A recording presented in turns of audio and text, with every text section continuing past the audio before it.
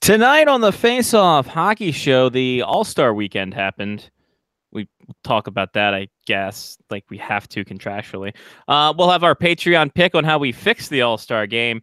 Also, the end of an era as we wave goodbye to Ron Barr and NHL 9. He's not dead.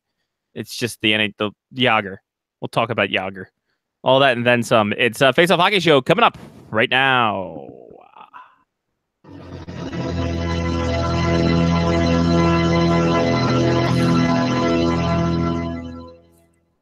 The following program is closed captioned for the thinking impaired. Choose your command. You have chosen the Face Off Hockey Show. I mean, hockey is my life. I've got on hockey underwear right now. The Face Off Hockey Show. With Scotty Waz. Sean O. breakaway.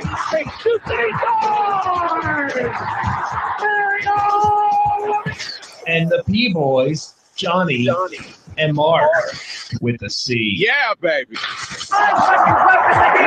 believe it not? Oh, yes! Here's your host for the Face Off Hockey Show, Scotty Waz. Hey, everybody. Welcome. It's Face Off Hockey Show. End of January edition. How about that? Where did that month go? Am I right, ladies? He knows what I'm talking about. So, yeah, we're here. We're ready to go. We're feeling fine, feeling fancy. I'm joined, as always, by Johnny P., the maestro on the one and the twos. Yep, I'm here. Looking like he's got like half a first down jacket on. It's probably like 2nd and 5. Yeah. That's Nice. it's an under. You like that? Good one. It's an Under Armour jacket. It's a hybrid. It's got like it's like half sweatshirt and half like puffy jacket. Nice. And we're also joined by the other man whose last name is Patanzo, Mark with a C. Hi, Mark. Touché. Yes, indeed. I am here. Hey, that's good. We're glad. We're glad you're here. We're glad you're here listening to us as well on the Face Off Hockey Show, wherever the means of which you go ahead and listen to us. We especially like to thank our patrons. Now, we have a thing called Patreon. Well, we don't personally own Patreon. Patreon does a thing, and then we have people go to it, and if they want to contribute money, they can go ahead and help us make this a better show and help us with some trips, some stuff, some sound stuff. Better show is debatable. Let's be honest. It's going to be the same show. Content-wise, yes. We could sound a lot better doing our fart jokes, though. That's true. We could up the ante in high-definition audio. Remember when HD radio was a thing? Man, Yeah. that was garbage. So you can go to patreon.com/faceoffhockeyshow. Join us there. We still have to do a monthly thing this month for our kind of look back, our thing there. So we have to do that. We'll do that next week. But we appreciate those who give. And that includes Matthew, Ethan, Chris, Mitch, Damon, Mark, Trista, Angela, Sean, and of course, Brian. Thank you guys very much. We appreciate it. We appreciate everyone out there, but especially our patrons. Patreon.com/faceoffhockeyshow. Johnny, kick us off with your, the more I look at it, the more it looks like kind of you're wearing a gorilla suit. Like gorilla suit? Is it like, does it look like I just have a really hairy chest? Is that what is throwing you off? Just a ripped chest, ready to go. Maybe more turtle. Surprised this isn't the first time you see this jacket. My house isn't warm. First of all, that's what I'm going to go with now. My body also despises the fact that it was 60 degrees Saturday and it's 20 degrees this morning. So Maryland weather wins again. So yeah, got that going for me. But I don't actually remember when I got the mattress. Did I get the mattress before the show last Wednesday? Yes, you did. Okay. So I've had the mattress for 2 weeks then. Mattress is going well. It's doing its job. It's very nice, very nice. Very great recommendation from Mark. I'm glad that you enjoy it. So are we going to get a differential on the Snorsky stats or what? So right now we've had a bit of an issue, I believe. I believe that the allergies hitting at the same time as getting the mattress has affected some speaking, apparently, some of the Snorsky stats. Let me pull those up though, and I'll check them out real quick. But yeah, this is my last week at work. Next time I talk to you, I will be unemployed. I have 2 weeks off in between works. So got that going. I have 2 more days of this job, a couple weeks off work, and then I start my new job. So it's all good. Nice. Good stuff. I've been sleeping for a long time. Just the numbers haven't been there though.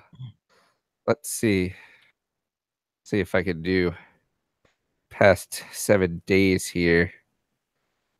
Whoops. The Garmin Connect app gives me the last 7 days of information. So last 7 days, I've averaged 10 hours and 14 minutes of sleep. I'm sorry. Some people would say that's a lot. You want to run that back for me? You want to run those stats back for me? Some That's people me. would say that's a lot. That's a lot. No. I said last 7 days on average, my sleep is 10 hours and 14 minutes. But that also includes 1 day. What day was that? Going back a little bit. Yeah, I think it was Saturday. Friday into Saturday, I slept for like 14 hours. Because my body just gave me a big like F off to life. Snoring has picked up some. I've had 7 minutes of snoring, 9 minutes of snoring. See, that's a lot right there. But I'm only sleeping. I'm sleeping on average of like right around like 75% of the sleep quality right now. So at 75% of the sleep quality, you're still getting an average of 10 hours. Even if you take that 14 hours out of it, you take that 14 hours out of the equation, you're still getting about, I would say, 9.5 on average. That's a lot of sleep. Mark, that's a lot of sleep. Yeah, I'm not happy. Not happy with you. That's some good snoring right there. These are actually the clips of me snoring. That's actually me not breathing, I think. I hope we don't get a copyright infringement for something. How great would that be? Bismarck We got copyright infringement for 15 seconds of snoring I put on. Mm-hmm. But yeah, I've had some nights recently. Yeah, so on average, over the past 7 days, it was 2 hours and 44 minutes of deep sleep, 7 hours and 16 minutes of light sleep, and 14 minutes of awake time. So yeah, Friday night, minutes of awake time. Friday night, 13 hours and 18 minutes of sleeping. That's a lot, right? That's a lot. It's a fair amount, yes. I slept from 9:58 p.m. to 11:16 in the morning. But I did figure out that I had to actually counteract the salt lamp that I bought by turning on the humidifier, because using the salt lamp was drying out the room. Yeah, I guess I can see that happening. So once I put the two of them together, boom, it was like sleeping heaven. That and the new mattress and the new sheets. Oh, God. Oh, I bet you're just like loving it. Ba-da-ba-ba-ba. Yeah, I so hate your ass. got that going on. Right. Probably sleep a lot better next week. Maybe not like quality wise. I feel like might not sleep as long. Hopefully I pick up quality and lose quantity. Maybe that would work. I'm sure it would. But yeah. Outside of that, this week's consisted a lot of me cleaning out my desk. The banker's boxes, right? Yeah, when you I actually started taking the boxes that the paper comes in for the printer. Nice. Is the sad hawk music playing as you as you go around? Probably. Okay. Yeah, I'm gonna leave some like cool things I think at my desk so that people can take them after I leave as well. I feel like that's a pastime of people leaving. Yeah. Is like thinking what has been left behind, like cool pens and stuff. Makes sense. Yeah. I can understand. Yeah. So the week is just kind of dragging. But I don't know. Saturday sounds like it might be fun. We're talking about going and watching EPL starting at 7:30 in the morning. And we'll see where that takes us. Nice. So hopefully I'll have some more fun for next week. But who knows?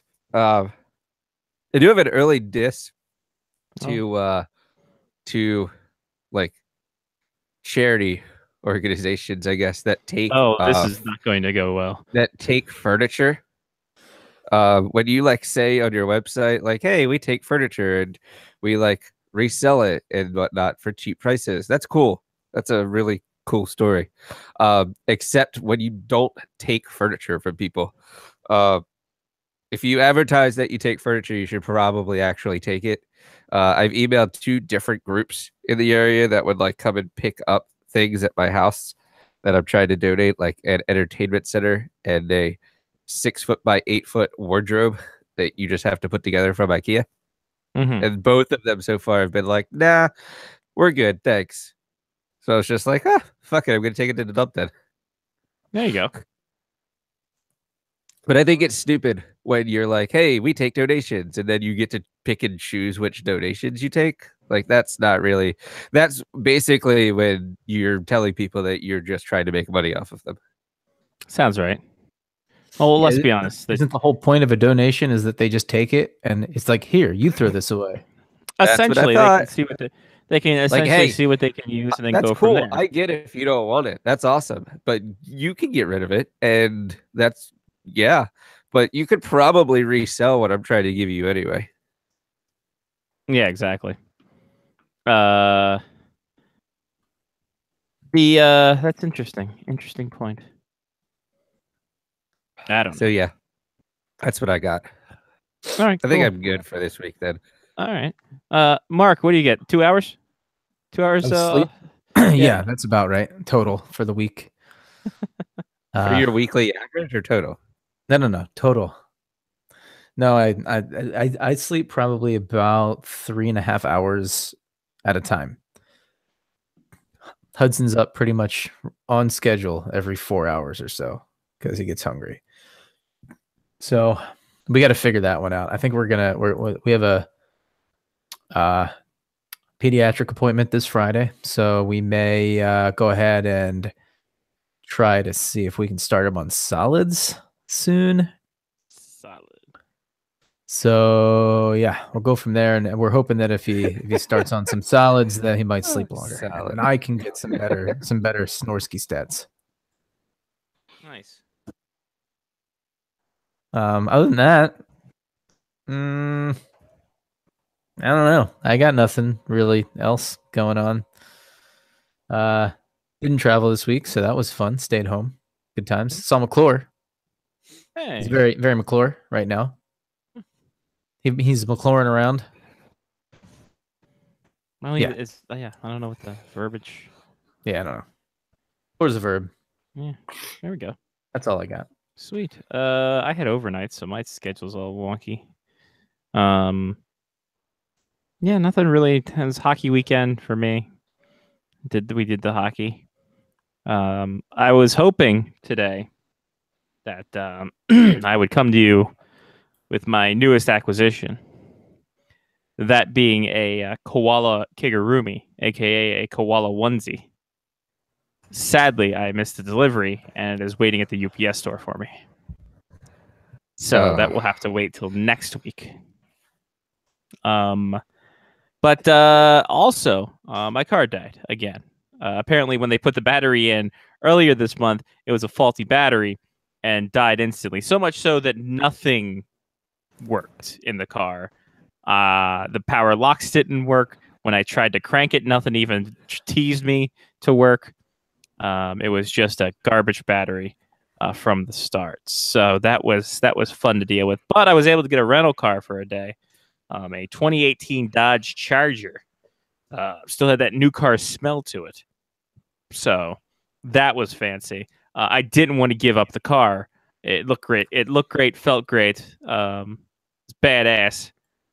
But alas, I had to return it today as I got the Grand Prix back as I was cursing at my Grand Prix. Is the Charger the 2-door or the 4-door version of that like sports car? It's the 4-door. Yeah. What's the one that... There's a Challenger, right? That's a 2-door? I think the Challenger is the 2-door, yes. Yeah, all right. So, but Dodge, big fan of Dodges. Stan's got the Journey that I use when I come to Maryland. And it's just fantastic. He loves Dodge so much now that he when he got my mom's oil change, he bought a Dodge Dart on a whim a couple years back. Got the price down $5,000 because he likes to haggle. So not like darts, like throw it like a Dodge Dart. 140. That's how he tried to haggle the guy, and he's like, "What are you doing? What are you doing?" Also, Big Stan's birthday this past weekend. I tried to get in touch with him, but he was partying around, so I was not able to talk to him. You know how he rolls. No. I should have gone to Frank Stan and see if like Stan ever shows up. Yeah. We should just have like a Stan signal. Just be good to go. Be a flip-flops on the beach. So yeah, that was pretty much the long and short of my week. It was hockey and then car dying. And wanting a new car now, not just because I drove the Charger. It's I'm through with this car. I need to find something new. So at least this wasn't fully the car's fault. No, but the car has been kind of a dick. Just in life, like even beforehand, it's kind of just like, come on, bud. Does make sense. I agree. So, you have to. Yeah, we'll see. We'll see how it goes. It's North Dakota in the wintertime. I can't fully blame it. You're correct, but at the same time, fuck it. Let's go crazy. Let's go crazy. Yeah, I just called out charity organizations. So. Right. Yeah, I think yours is more egregious than me calling my car a dick. Just a little bit. Not by much though. Not by enough. Call a spade a spade. Oh, we can't. We're gonna have to erase that. That's racist. Right. Anyway, shall we go ahead and hit that music? I just dropped in to see what condition my condition was in. Yeah, oh yeah, what condition my condition was in. I think that's I feel like that's Brian's favorite part of the show, actually. Last week he came on and he goes, "Did I miss the song?" The Kenny Rogers is the way to be. By the way, I just want to say this. Speaking of chicken, Reba McEntire, it's all right. Not feeling it. Not feeling it. Yeah, no. I'm not a big fan. However, Ric Flair, I'm feeling that. Wait, there's a Ric Flair one? He won the KFC Colonel Royal Rumble. And he is now the new WWE KF. There's a T-shirt out on WWE Shop, commemorating the win, the historic win in the Battle Royal. Does it say winner chicken dinner? It does not. I'm trying to bring it up now. But the WWE Shop, being a total jerk ass like my car, just let me see. I just want to see T-shirts, guys. Just show me the Carfax. Who else was in the Royal Rumble? I think it was like other superstars dressed as the Colonel. Your Rusevs, your Miz, your Dolph Ziggler, your University of Maryland Mojo Rawleys. Was this the real thing? On Royal Rumble? It was on the pay-per-view. It was in between. It was a commercial setting for it, so it legit happened. As legit as a Colonel Royal Rumble could be. Can I see a bigger image? It sounds amazing. God, I missed out on a lot. You missed. I think the deaths went to Royal Rumble. They did. I saw pictures of it, and they look fantastic. They looked great. They loved every bit of it. So let me go bring up with Scotty's screen share. Yeah, we're talking injuries. Don't worry, guys. So we got ourselves the here we go. The Colonel Flair. This is literally an official T-shirt you can buy on WWE's website. Colonel Flair coming out of the chicken bucket. That's ridiculous. He's got the bow tie on. He's got the mustache and the goatee. And the back of the shirt, talking to the mealin' and dealing, bucket flying, chicken frying, pot pieing son of a gun, and I'm having a hard time not seasoning every one of ya. Woo! WWE shop, $28. I like it. $28 for the Royal Rumble KFC Colonel Flair T-shirt. Yeah, I mean, it might still be the oldest. It might be the oldest ride in the park, but it's still got the longest line. Yeah, baby. He actually was at the Rumble. They should not let him out of his house. Talk side camera, like if he's facing this way, because he's now at the age where he's looking at the cue cards and making sure what he's saying, for one reason or t'other. So, yeah. But he won the Colonel Royal Rumble, so he's the new Colonel. Well, Jesus. I like how you're looking at new trucks. Look at that. Right? Look at this. It's fantastic. Apparently, I hit X for hide rather than stop sharing. But it looked like a new truck. We'll see how it goes. It's $4,400. Looks fantastic. Yeah, so let's get to some injuries then. Okay. Zach Bogosian. So we talked about how he had an injury during practice last week. It's his hip. He's out 4 to 6 months. So this was from that stupid ass drill, right?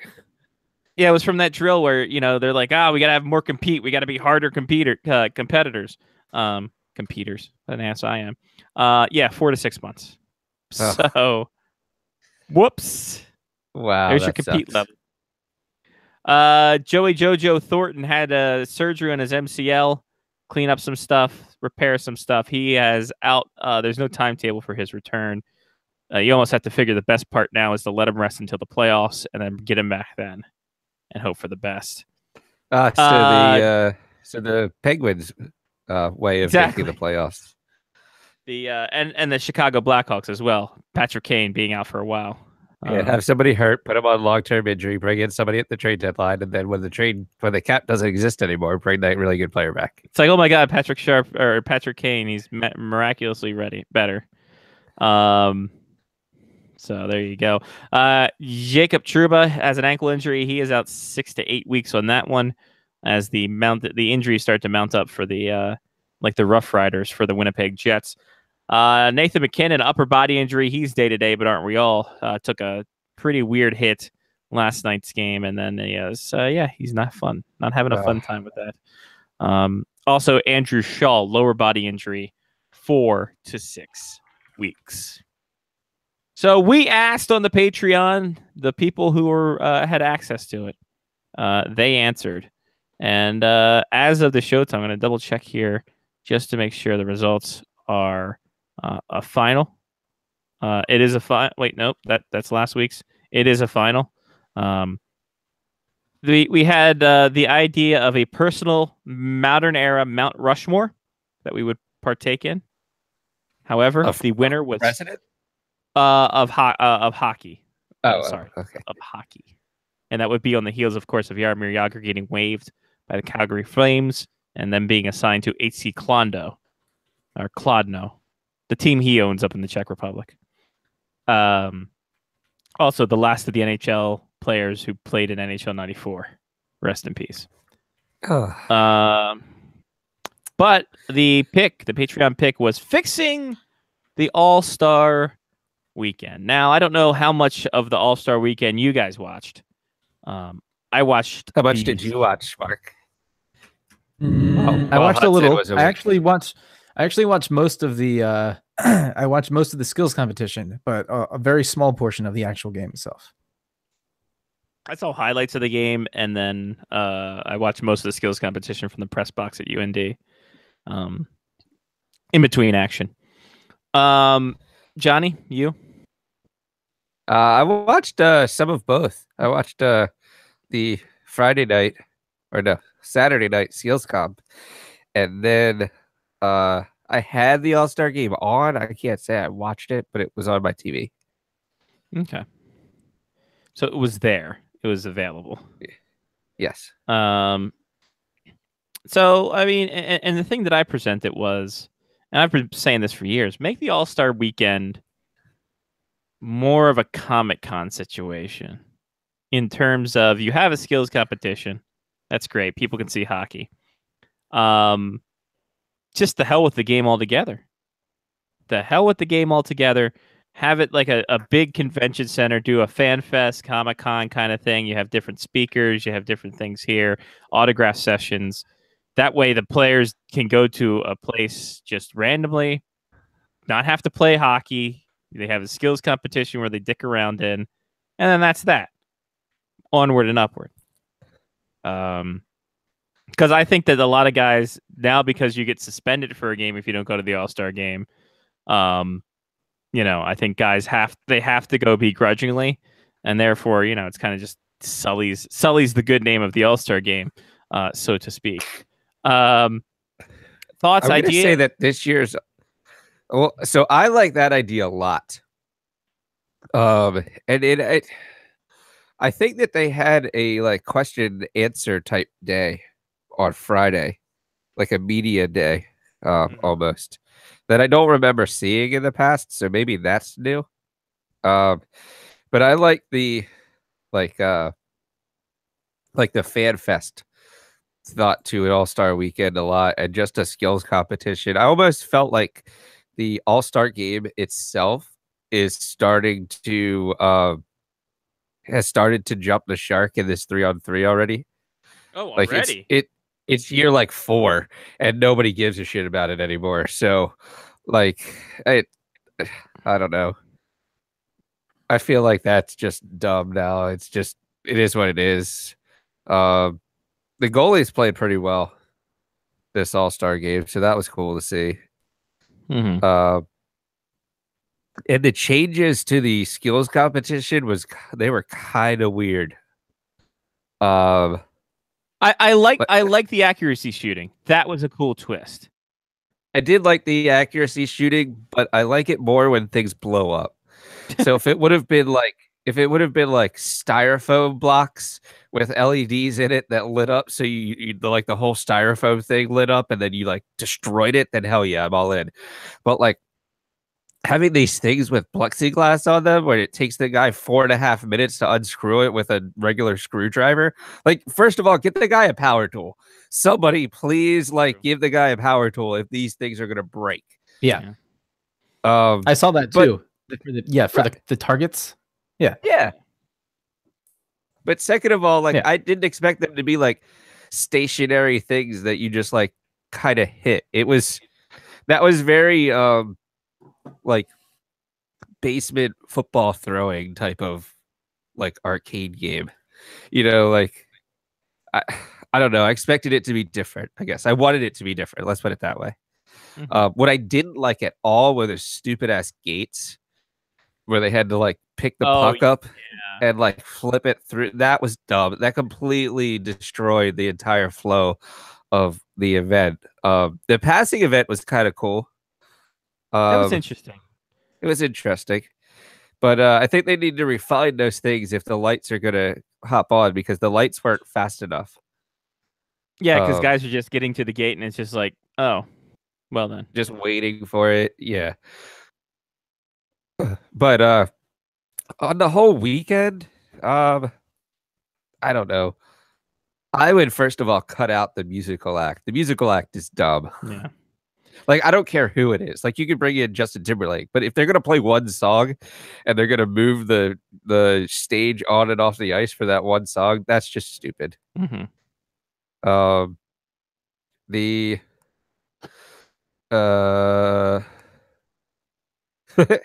Sorry. The live chat is saying that Hilary Knight did the best in the accuracy challenge, almost better than the NHL players. Well, when the NHL players couldn't give a shit, I think that helps too. She's Hilary Knight too. She she could presumably play in a men's minor league easy. Yeah. I thought the addition of the Olympians was cool. The women. I thought that was cool. I thought that was cool for the weekend, but I still think your idea is the best for the All-Star weekend. I think that you turn this into a fan fest type of thing. You sell tickets for autograph sessions. You have panels where people talk about things. Like it's effectively like Orioles fan fest, but for the All-Star weekend. Right. I mean, it makes it. I think it makes the most sense in that, like, the players aren't exerting themselves. People can actually have more of an interaction with the players themselves, and there could be more festivities surrounding it rather than what they have. I don't know. I feel like, actually, you know what else I would do? If you really want to have a game, I would turn the All-Star game back into this charity event that it started as. Makes sense.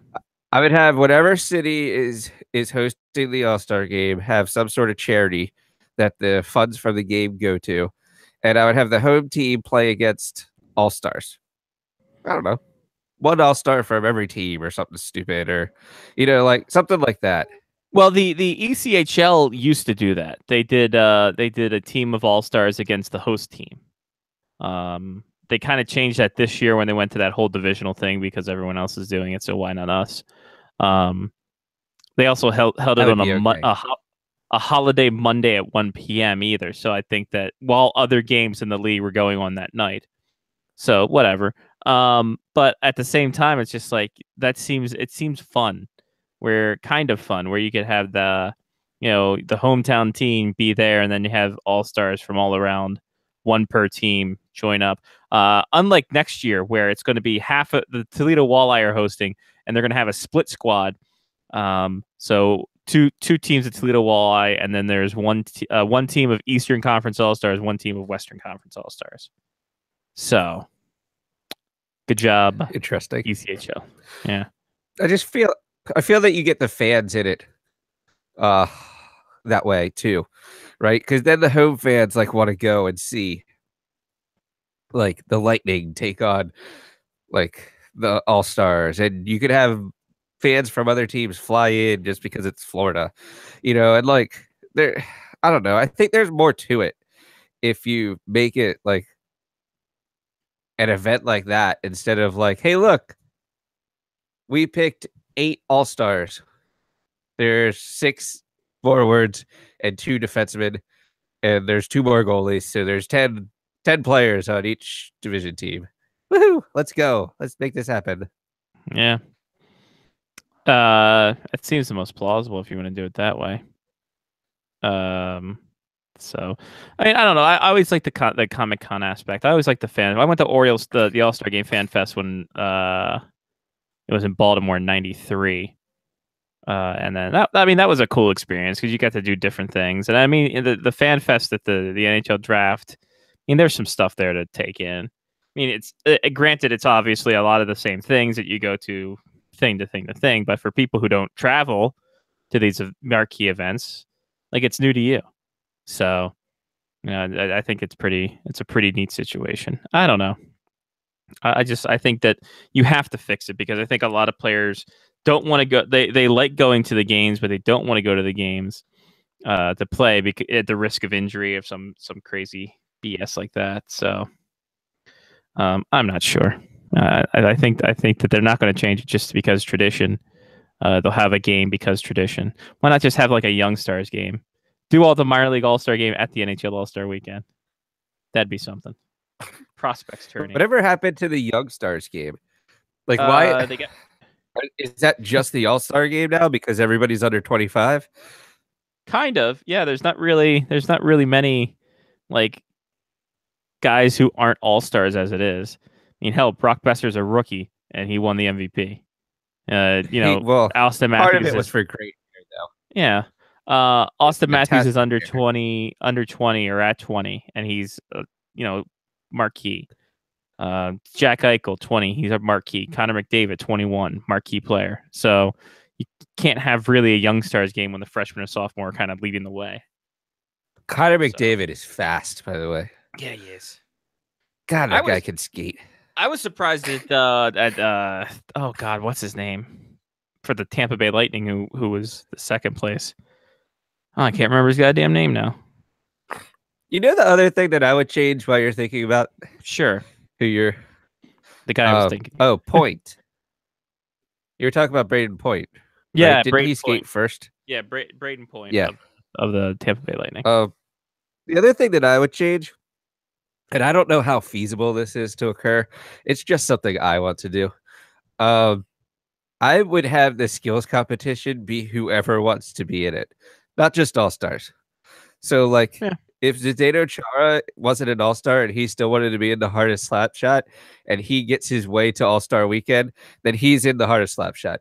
And you just have 10 people that want to be in these events instead of just 10 people that are being forced to be in these events. I think it was only 5 guys in the hardest shot this year. Yeah, so whatever it was. Yeah, but they truncated it a lot. But I think you're right. I mean, Ovechkin on his last shot was the only one to go over 100. Like, where's the thrill in that? I mean, yeah, it seems odd to me. Like, I would get the 10 fastest skaters in the NHL, and they don't even have to be. They don't have to be all-stars, right? They just need to be there for that one night so that they can skate around and enjoy the fun. And I don't care if there's 50 people on the ice during the skills competition. Like, that to me almost looks like it's the most fun part of the entire weekend for these players. Let them have fun. That's what this is about, right? Yeah, I think that they're big fans of having fun. Yeah, so let them have fun. That was the other thing that actually really pissed me off this year, was that they didn't have the breakaway challenge where you could see like somebody's personality in it shine, like the years where PK Subban came out dressed up as Jaromir Jagr and like that kind of stuff. Like that's what I like about All-Star Weekend, is the players having fun and enjoying themselves and kind of showing off the sport for what it is. I guess. But the NHL took that out because I guess that was too much fun or too good or something. I don't know what it was. They decided to put gates in front of everybody just so they had to stop red light, green light style. But yeah, I don't know. The NHL doing what they can, but man, yeah, you're right. The whole take the fun out of it thing, it's an interesting dilemma, because what can you do? I don't. Like, the fans enjoyed that too. Like when Subban, and then I think it was the year that Ovi like skated over and Malkin put the glasses and the Canadian hat on him. Yeah, and he like went in. Like, people don't even care if you make the shootout. It's more like just the fun of it and like what you can come up with. That's awesome. I think Patrick Kane had a Superman cape one year. Yeah, with the Clark Kent glasses. Yeah, I think he was also trying to get away from the authorities too. So true. It was a disguise as well. Yeah, but that kind of stuff is fun to me. No, you're absolutely right. I think that it's an over or underappreciated, overlooked aspect. Like, why not have fun? Why not show personality at your biggest event with all your faces? All the Warriors are there, including Mike Green, who I don't know. I don't even know he has. Yeah. I don't know. Soon to be Capitals defenseman Mike Green. Oh, future former Capitals defenseman. Yeah. Oh, God. Man, we'll get to that with Lyle in a bit. So I don't know. The All-Star game for me is just it's whatever. I think it's a dated process because we all have cable now. We all have the internet. We can look up GIFs and see games or what have you. It's not like before where it was a big deal because you saw these guys maybe once or twice if you're lucky come to your town, and if you had the scratch to watch them. Now they were all there in one place, but nowadays I think there's so much access that it's not there. It is not there anymore for me, at least. So yeah, I actually talked to one of my friends that as a Flyers fan at work, and asked him if he watched it, and he said that he boycotted the game because the NHL didn't take the best players. He was like, I understand that this is like a fan vote in some respects, but He's like, the Flyers or the Penguins were crap earlier this year. Like, I get that Sidney Crosby's there, but Phil Kessel's probably the best player on their team and should be their all-star. And Chris Letang doesn't even deserve to be there. Yeah, but they needed a defenseman, though. So he was kind of angry with the whole process. No, but then I told him I went to Adidas. Adidas website is selling the All-Star Game jerseys. So I'm waiting for them to go on sale and see if they can be under $100 for an authentic. I might pick up an All-Star Game jersey. I'll keep an eye out for you as well, sir, to make sure that I might get a 46 and see how it fits me compared to the 50. Yeah, and then go for hopefully for the best. Although that 50 was a 50, so okay, and it fits well. I mean, it fits. It's a little big, a little long. Maybe I'll have to wear shoulder pads. I don't know. See how it goes. All right then. Speaking of All-Star Weekend, Pacific Division 1 overall. Brock Besser was named the MVP, as we said there. Brock Besser triggered a bonus that got him an extra $212,500 on his contract for winning the All-Star MVP. On top of the $100,000 he gets as a cut for winning the $1 million, and the $25,000 he got for the shooting accuracy. So he had a good weekend for himself. And a new car. Wasn't there also something that he got? Didn't he also trigger some kind of another part of his contract for making the All-Star game in the first place? Yeah, so it was the All-Star bonus, then All-Star MVP, then shooting accuracy contest, and then being part of the winning team. And a new car. Wow. So, it was like a $500K weekend or something I saw. Dude, yeah, it's close to it. Canadian value, that's like almost $1 million. Mark with the C, any thoughts on fixing the All-Star weekend? All-Star weekend. Let's see. So I actually enjoyed the subtle changes to the skills competition this year, especially not the one I did not was the one that John mentioned where they had to pick the puck up and go through the, whatever. Screw that. That one was dumb. I also don't understand why. So if you want to, all right, I'm torn on this one. Fastest skate. Natalie, what do you got? Why do they make them skate with a stick? I mean, I get why they make them skate with a stick, because in hockey you play with a stick and you want to know who skates the fastest with a stick. But at the same time, if you're talking about the fastest skater, who cares? So I do have I'm going to add on to that as well. So they make you skate with a stick, but they don't make you skate with a helmet. And I feel like falling in that event is probably the highest of any of the events. Yeah. And if you fall, you slide right into the boards. Yeah. It's true. And I think they used to have the bumpers there, the big pads, but I don't think they have those anymore because of cost. I also don't like that they don't pit people against each other anymore. The single guys, 100% agree. Like the great parts of the last year were when the two fastest guys.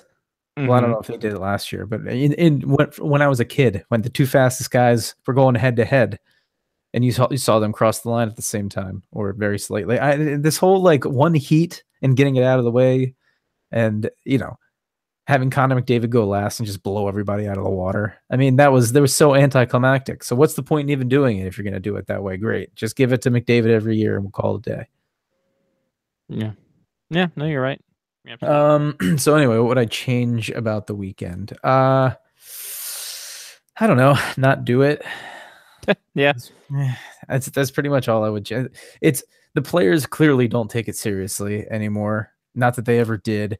I mean, maybe pull an MLB and make it worth something, but hockey purists would have a fit if they ever had the All-Star game determine anything of value.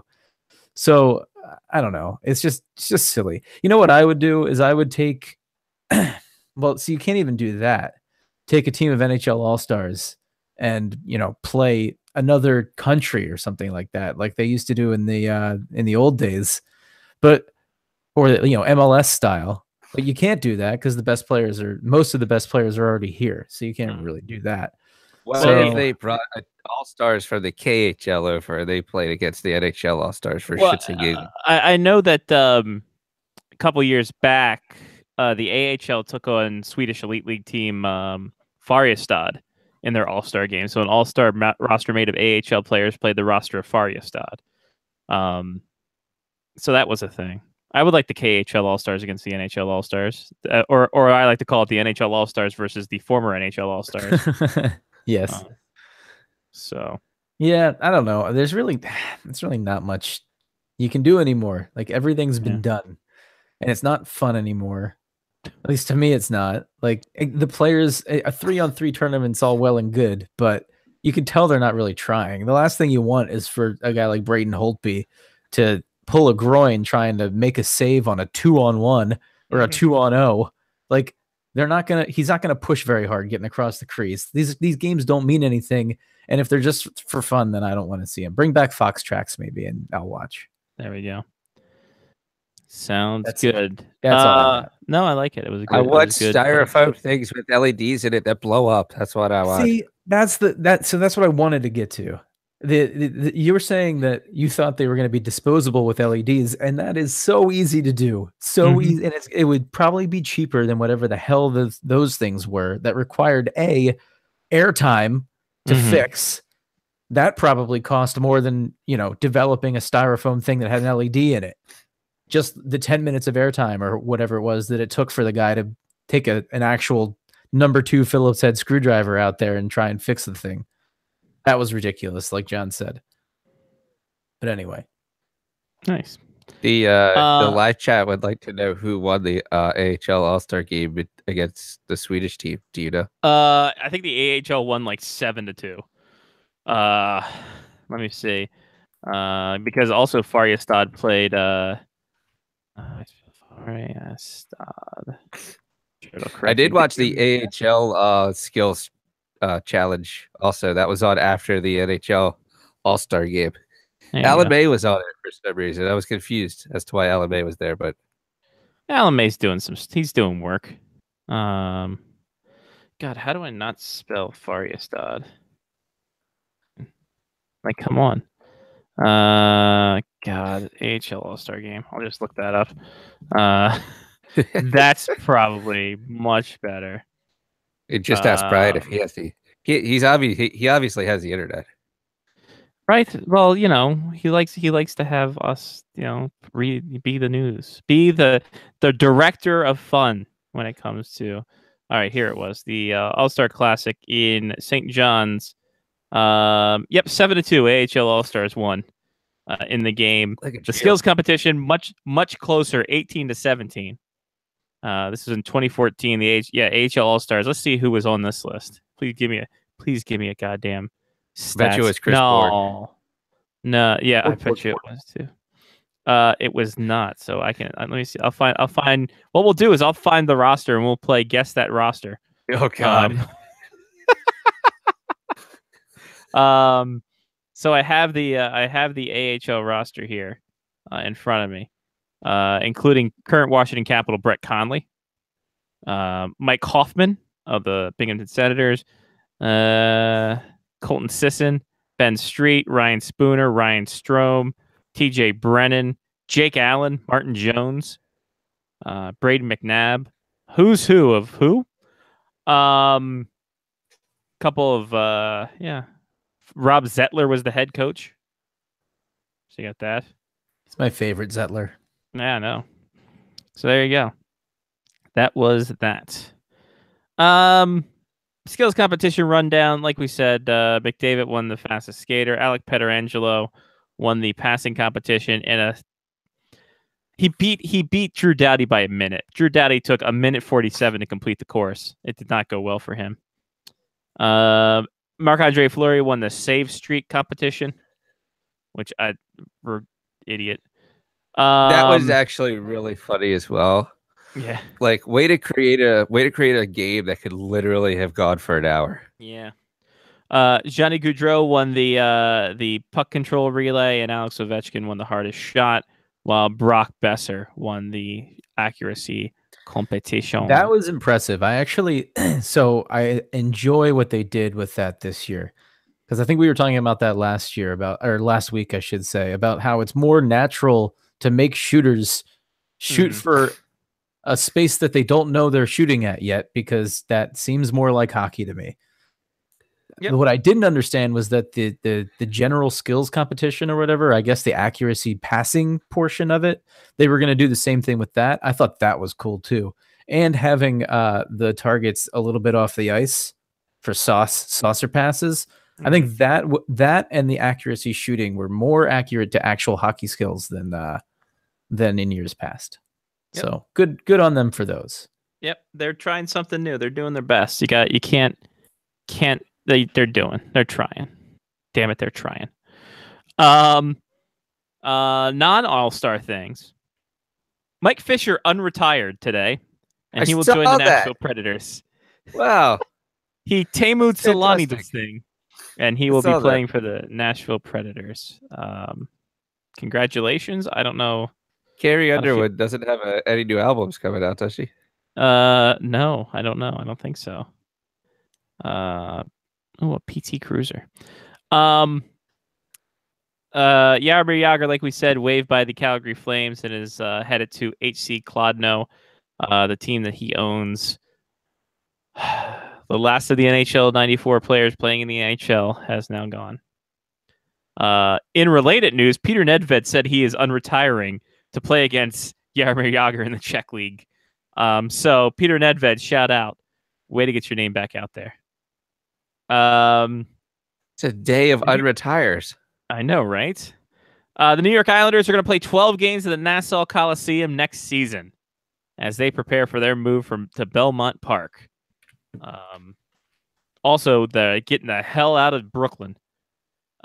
So they got themselves some work. So trying to think, just under half, about a third of their games will be now at the old Nassau Coliseum. Ta-da! The Alexander Ovechkin won his got his 13th straight 30-goal season. Joins Mike Gartner and Wayne Gretzky as those who did it in their first seasons. Their first 13 seasons, they got 30-plus goals. And that makes it even more impressive. So how many straight seasons, you say? 13? 1-3. This includes the lockout-shortened year of 2012-13, where he got 32. That's insane. Yeah. That's insane. I mean, in 48 games, right? Yeah. Yeah, in 48 games. He had 32 goals in 48 games. That's ridiculous. He could have hit 50 there if he got a full season. I want to know what the distribution, of 30-goal scorers were relative to the rest of the league in Gretzky's time and Gartner's time, which was relatively the same time. Like, how many other 30-goal scorers were there besides them every year versus how many 30-goal scorers are there every year when Ovechkin's done it? And I guarantee you that Ovechkin has done it with fewer people also doing it in his 13 years. Oh, Does that make sense? No, absolutely. I completely get what you're saying. I mean, and you look at the times that he hit 50 and no one was even close to hitting 50. It's a struggle nowadays for goals, but you're right. Like, I think Dave Semenko had a couple 30-goal seasons, and he also had like a couple 200 penalty minute seasons as well. Give me a year for, let's see, Wayne Gretzky. Let's say 85, 86. That sounds like a prime year for Wayne Gretzky. Let's see if I can find the scoring leaders here for 1985. Yeah, Gretzky had 215 points that year. Not bad. So that's prime. Highest ever, including 163 assists. Goals that year. I'm down to the top 20. Top 20 had 41 goals. So everyone in the top 20 had at least 41 goals. Jari Kurri had 68. Mike Bossy had 61. Tim Kerr had 58. Glenn Anderson had 54. Michel Goulet had 53. Wayne Gretzky 52. Paul Coffey 48. Lemieux 48. Denny Savard 47. Dale Hawerchuk 46. Sylvain Turgeon had 45. Troy Murray had 45. Dino Ciccarelli 44. Mark Hunter 44. Joe Mullen 44. Mats Naslund 43. Something called a Scott Bjugstad 43, Mike Bullard, 41, Dave Christian for the Capitals, 41, Mike Foligno, 41, and Peter Stastny, 41. So, wow. There's that. Gary Curry had 46 even strength goals. Brian said that this is a banana stat. Yeah, it's a bit of clown shoes stats right there. Yes. There you go. Let's see, Mike. Let me find Mike Gartner on the Hockey Reference, and then we'll find one of his good years and go from there. But Mike Gartner, solid performer. Gartner did it in his first 13. So let's go 1, 2, 3, 4, 5. Right. Well, then find the one where he didn't have 30 plus goals. You kook. All right. So we'll go 1993-94. Since that at 36 he had 35 goals. Mike Gartner. That guy's a beast. Good things his number retired. He has a great mustache too. Fantastic mustache. So here we go. Can I get some league leaders, guys? Can I get some league? Thank you. So Mike Gartner, his last time, 1993-94, is the last time he had 30 goals where his streak got broken. Top goal scorer, 60 goals, Pavel Bure, 40 plus goals in the top 22, it looks like here. So everyone in the top 22 had 40 goals. This is the year before the dead puck era.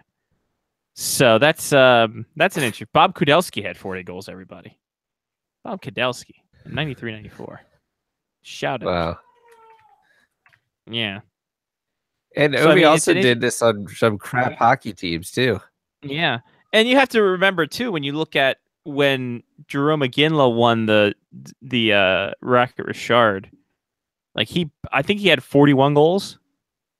Not too 2002, where he got beat out by Jose Teodor for MVP that year. That was a fun time, wasn't it, guys? That was a good time had by all. So yeah, but I understand what you're saying, Mark. Days of Propecia. Yeah, the distribution of goals, when you look at everything in its entirety, yes, so much.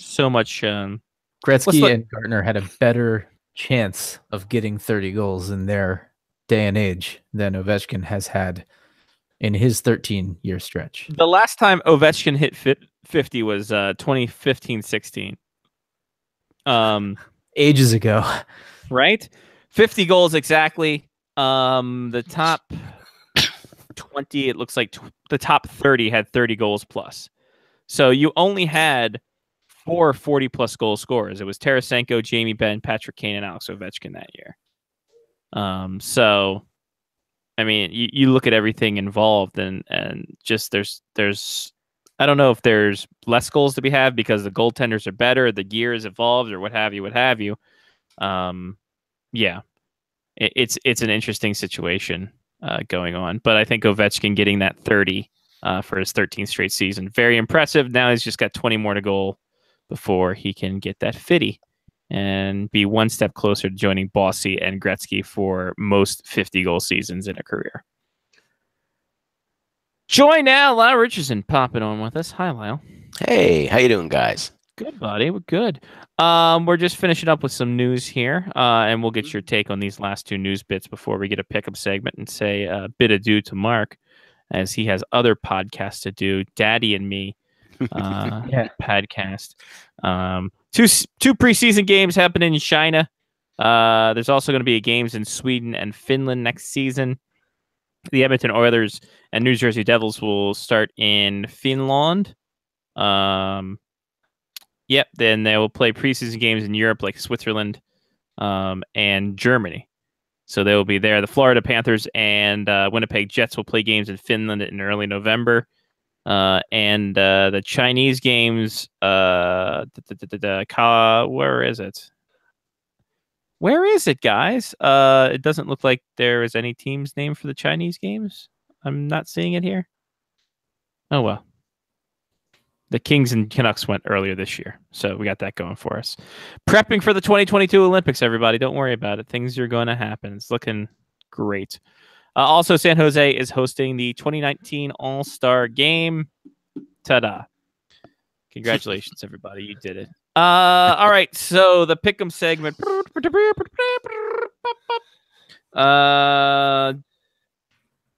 Upset special, everybody.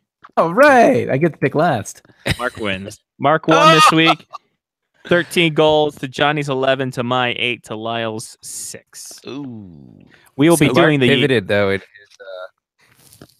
sorry, WHL, right? Yeah. Did he pivot the video? I switched back to the tried and true coach. I picked by the coach, not by the team or by location. So I'm gonna roll it back a few years and pick the coach. What league are we doing this year? We're doing the WHL, the Western Hockey League, the WHL.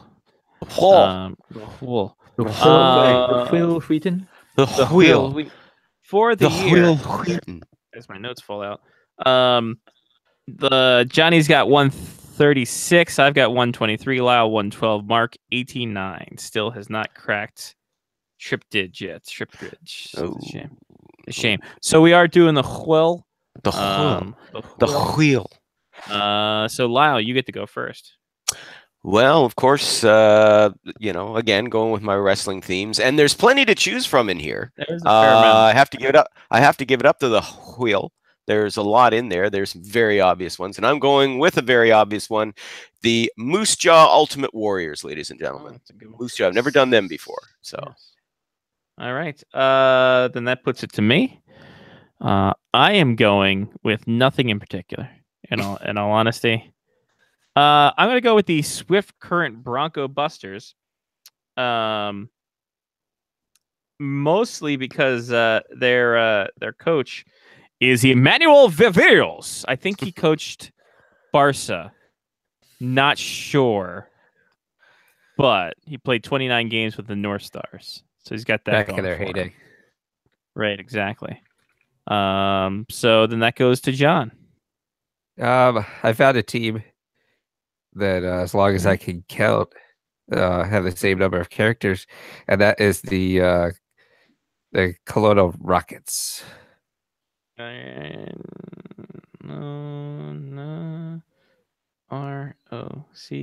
Yep, you're right. Yes. All right, Mark. Still able to All right. count. In honor of NHL 94 going by the wayside, all of those players no longer in the league, I am going to take the Prince George Cougars, coached by Dallas Stars defenseman Richard Matvechuk. Good one. Good pull. And also, you represent the county that we started our show in. Indeed. PG for life. Faux life. Shout out Cluck Upuck. All right, Mark, you're doing your other podcast. It's going to be great. It's called Sleep, hopefully. It's called, Sleep, hopefully. That's a great name for a podcast or an indie band. Is it Sleep, hopefully, ... Sleep, hopefully, yes. ellipses. Yes, that's it's what one it of has those drugs. Yeah, it's one of those drugs you can only get from the pharmacist. Right? Don't take Sleep, hopefully, if you're allergic to Sleep, hopefully. Those commercials are the best. Don't take this product if you're allergic to this product. Well, you don't know unless you take it. Yeah, exactly. Don't. Yes. May cause sleep. Hopefully, may cause drowsiness, constipation, insomnia, loose bowels, Sleep, hopefully, diarrhea. May lead to internal bleeding, and could cause irreversible damage to the kidneys and liver. Please take only as directed. Sleep, hopefully, actually worked only 5 times more than the placebo given. So it's not a really good. It's not a really good medicine at all. People who took Sleep, hopefully, had to replace their sheets 10 times as often. May also include night sweats, night terrors, night vision, Exactly. night moves, Night Rider. Gladys Knight and the Pips, The Pips, especially the Pips. especially the Pips, Night Rider, Yeah, that'd be Yeah. great. and anything else you can think of with night. So there you go. Bobby Knight. Yes, may cause May cause chairs to be thrown across the room. Oh, God. Hey, beat me to it. Oh, man. Boy, howdy. All right. Sleep, hopefully, if you're operating heavy machinery, if you're operating light machinery, hell, if you're just breathing. Man, oh man. All righty. Well, okay. Well, that was fun. For All right, buddy. Hey, have a good one, man. Enjoy. You too, Lyle. Good seeing you. Always good seeing you, my friend. I will talk to you guys next week. Sounds good, buddy. There he goes. Mark with a C, everybody. Now we talk shit about him. Yeah, let's talk about that guy. Yeah. The show. All right. So, what are we talking about? What are we talking? We're talking about things. We're talking about stuff. Johnny, you want to read off this question here? It was it's coming from the chat. It's actually a interview Barry Trotz gave about how the Flyers have gotten faster. They have fast forwards, and that they do a lot in the neutral zone, and then proceeds to bench the fastest player the Capitals have in Jacob Vrana. So he was wondering what the reasoning is behind that. Is Vrana just fallen off because he only has 1 point in 10 games? Highly possible. It also is because I think this is, if I'm not mistaken, healthy scratch for the day. If I'm not mistaken, this is his first full season with the Caps. There's going to be a lot of he's not a rookie because I think he surpassed the games played last year at 21. I don't know what the linchpin is for that. I think is it 25 maybe? I don't know. Point is this: there's going to be times where he's going to stumble. I mean, you look at how, Christ, who's the guy who's Burakovsky? You look how Burakovsky came into the Caps organization, and how he stumbled in his first few years, benching. A lot of people saying, go back to juniors. I mean, and then wondering if he was only good because he played with Connor McDavid. So there's going to be pratfalls. There's going to be this, that, and the other thing before he gets there. And I mean, let's be honest, the fastest guy on the ice does not necessarily mean he's going to contribute and going to be able to stop the fastest guys on the other teams. Because for Jacob Vrana, when I think Jacob Vrana, I don't think forecheck, back check, any kind of check, except for the fact that he is Czech. Maybe that's me. I think maybe his, I don't think I think his defensive game is a little bit lacking, in all honesty, and that could be a reason too. I don't know. Well, any idea? Well, some players take longer to develop than others as well. I mean, you got to remember he's still only 21. Mm-hmm. And I mean, they've been trying to kind of bring him along sort of slowly, if you will. And this is, as I check his stats, this is only his second. This is only his second season, and his first really full one in the NHL because he only had the 21 games last season.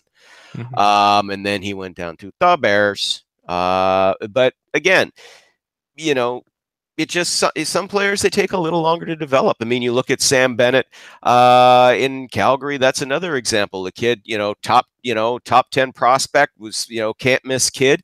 That he's had his ups and downs. The start of the season. I mean, hell, he couldn't. The poor kid couldn't buy a goal, for God's sake. And part of the problem was he was having some difficulty adjusting to being a center in the National Hockey League. They shifted him over to left wing.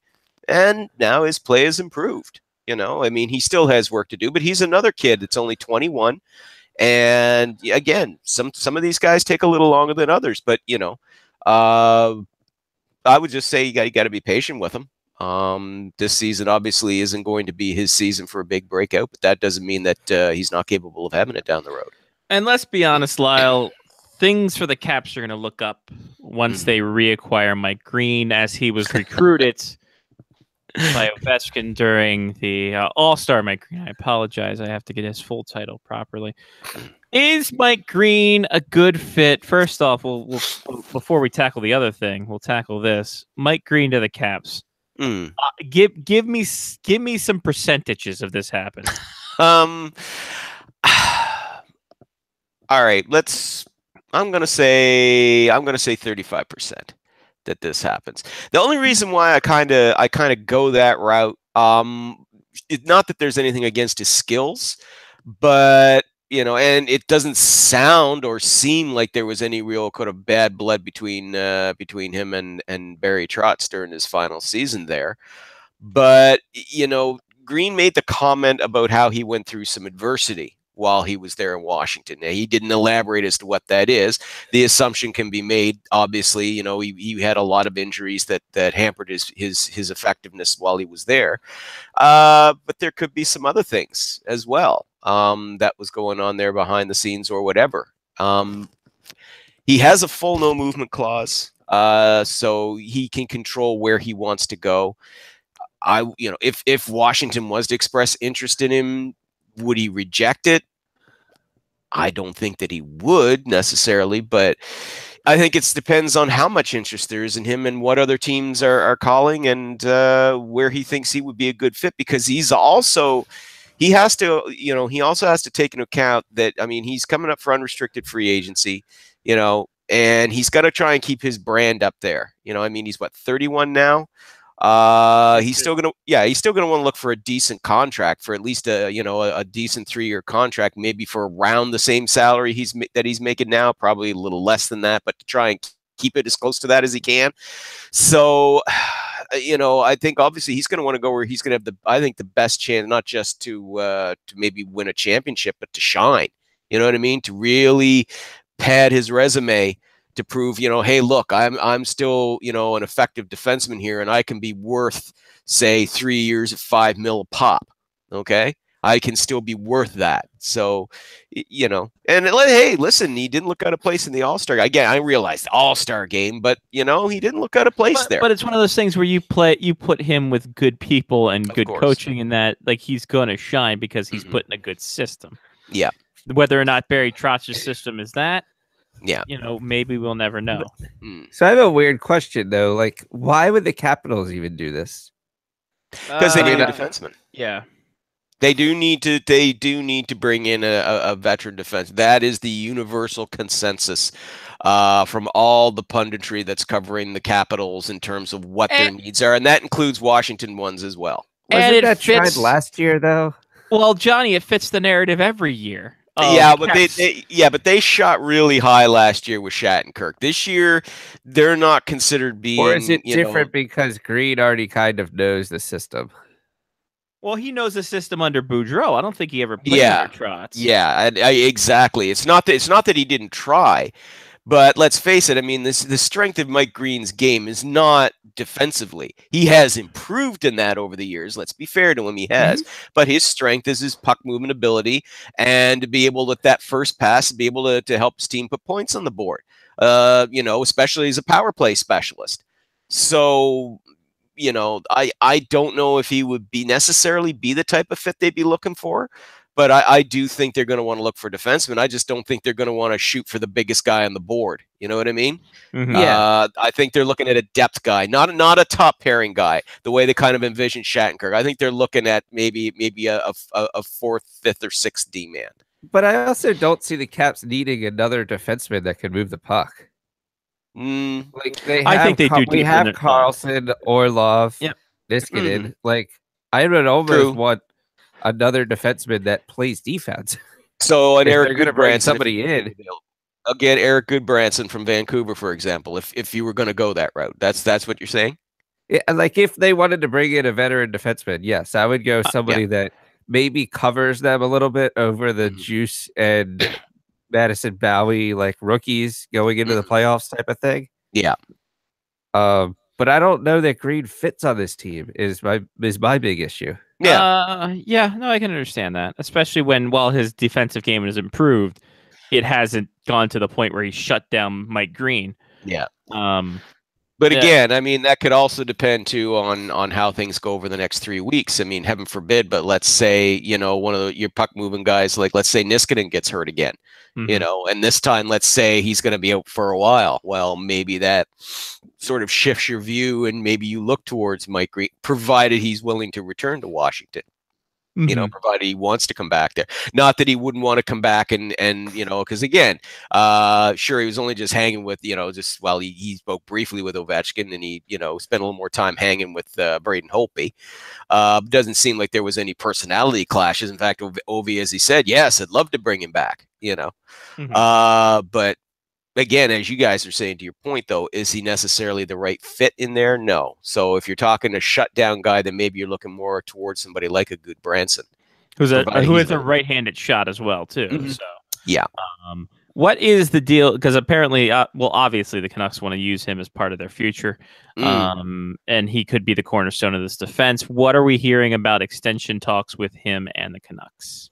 Well, according to Bob McKenzie earlier in the week, the Canucks, as you said to your point, they would like to keep him. The contract talks haven't started yet, but they're supposed to pick up within the next couple of weeks, which makes sense because we are now obviously entering into February, and the trade deadline is less than a month away. So if you're going to want to try and figure out if you got a shot at re-signing him and what he's looking for, where he fits, and if you can get it for a worthwhile deal. If you can't, then you're going to want to give yourself, I would say, 7 to 10 days to have time to start peddling him and try and get the best return you can. And there will be teams that are going to have interest in him. He's been late. I mean, we mentioned to Johnny's point, about the possibility, like I said, the Capitals, maybe they could look at him as a shutdown guy. The Toronto Maple Leafs are among the teams that are believed to have interest in him. So yeah, there'll be playoff contenders that'll look seriously at this guy as a rental. So, like I said, they're going to want to get this contract thing sorted out in the next couple of weeks, because if you can't get him signed, then you're going to want to have time to be able to shop him to where you're going to get a good return. Do we remember the initial reaction we had when this move happened before the 2016 draft? I can't remember if we were just like, man, Florida gave away a lot on this guy. Yeah, I do recall that we didn't think that this was a really good move for them. That it was going to help Vancouver, and then his first season there didn't really pan out that well. But he has worked well, as an experienced leader, because this is a team that's getting younger. He's fitting well with the younger guys. He's helping with their development. And I think that, as much as anything, is why they're looking at keeping him, because they're going to be bringing in more young guys, but they want to have some veteran leadership there along the way. Somebody not too old, but somebody like in his age group is 25, 26. Who's been around the league a long time. We forget he's been in the league for 7 years. He came in at an 18-year-old. Mm-hmm. So, he's got a lot of miles on him already, but that also means he's got a lot of experience that could be worthwhile to the Canucks as they're going on. So, yeah, at the time, we thought that this was going to be a really great deal for the Panthers, for the Canucks. The Panthers, well, the return they got didn't really work out. Jared McCann's kind of been up in and out of the lineup. I also think, did they not also get a draft pick out of that, Scotty? No, the Canucks got a 5th round pick. Okay.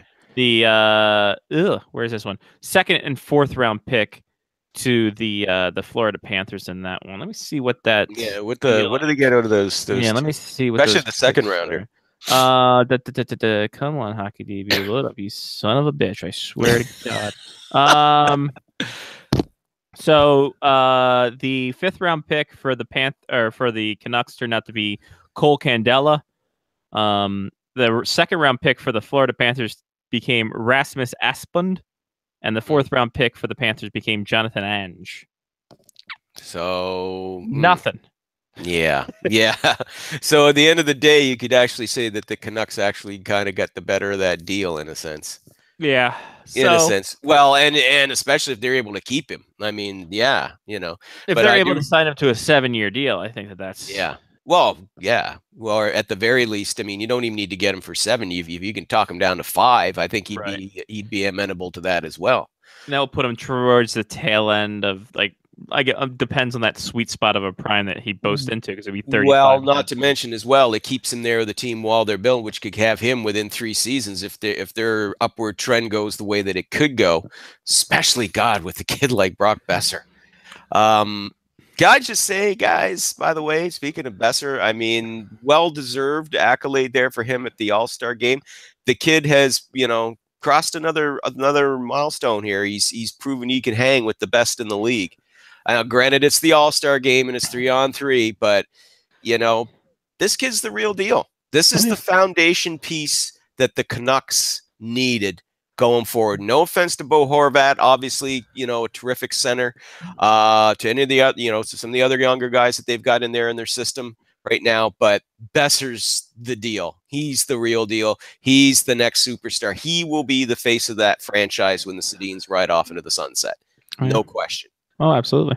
Yeah. No, and I mean, this kid's 20 years old. The best is yet to come. Like he went into at UND as a true freshman. So it's one of those things where he is rip roaring ready to go because he's there. He's ready to take over. And like you said, like Bo Horvat kind of gets lost in the mix, but at the same time, injuries haven't really helped Bo Horvat much. No, and that's a shame because he was having a terrific season. Well, I mean, he could still finish well too, but he was just having a terrific season. This was his breakout season for him, really. I mean, you could make the case that last season was, but he was really on his way, and then he suffered that injury, and he was out for a couple of months. But he's going to be another key piece to that young roster as well. I mean, I like the way the Canucks are going here with these young kids. And, I think, if you keep Goodbranson in there, that's going to help them out, obviously. It could also even make them reconsider what they'll do with Thomas Vanek as well, because he's meshed so well with Besser that, maybe you keep him around for a couple of years, as a mentor. Because, hey, if those two have terrific chemistry, why give up on that? Why split that up?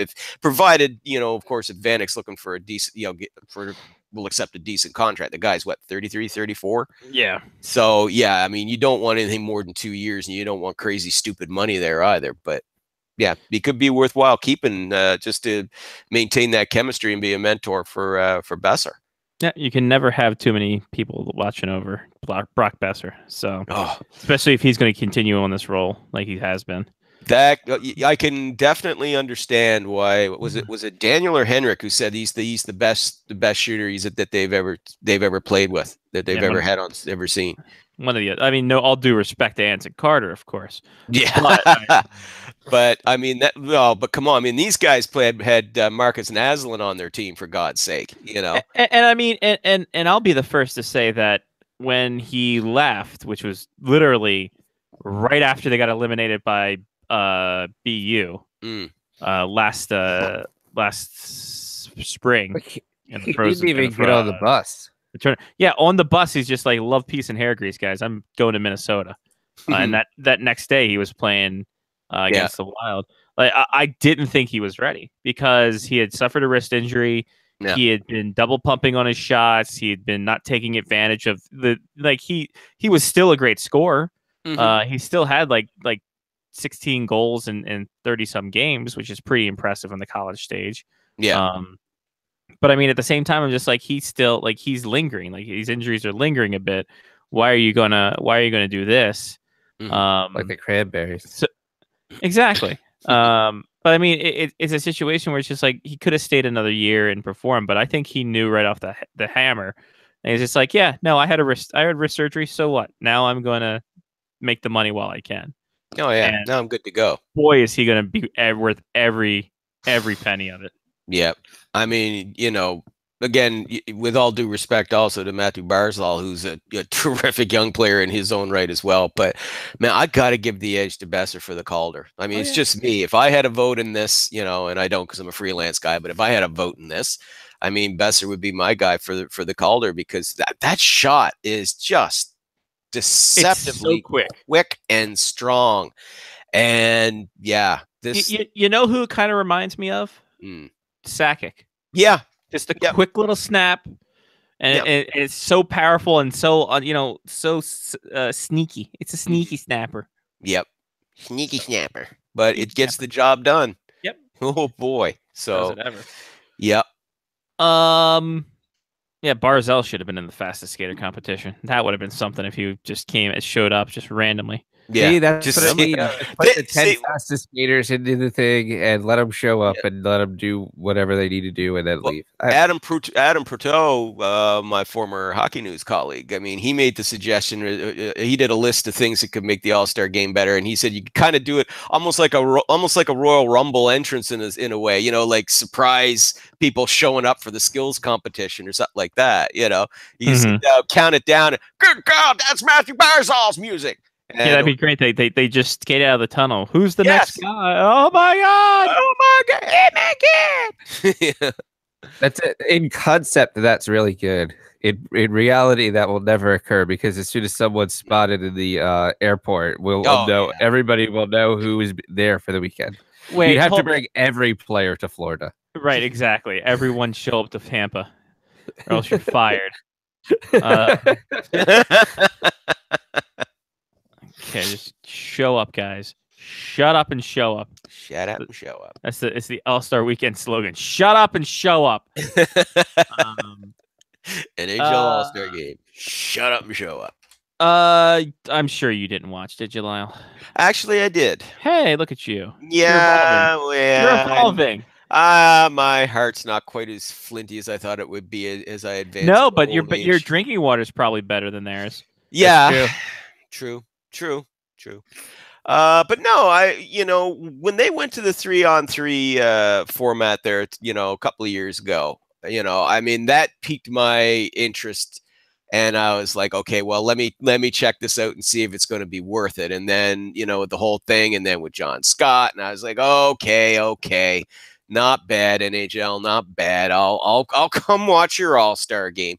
But I'm with Johnny though. I still find that the skills competition is the best part of the All-Star Week because the players are genuinely having fun. My God, most of them are not robots. After all, they're actually human beings with real emotions who can laugh and joke and rib each other and just have a good time.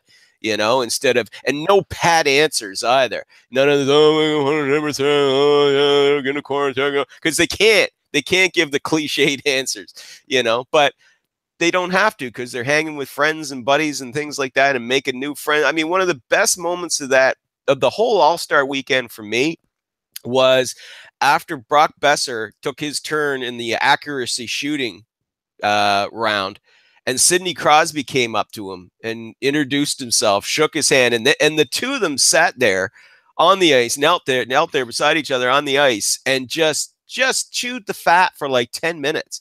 And Besser said afterwards, he's like, "Yeah, no, it's the first time he'd ever actually really, really spoken to Crosby, and he thought it was really cool that Crosby came up to him and introduced himself to him, and that they just you could tell right away there was almost like an instant rapport between the two."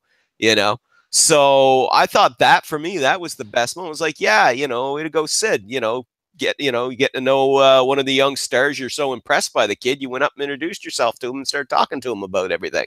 So, that's a great thing to see. That shows these guys have personalities, and they're also not playing without helmets, which also helps too, Yeah. You gotta see that face time. Yeah, you can sit down and go, oh yeah, look, Besser really does have a pretty sweet flow when he's out there on right.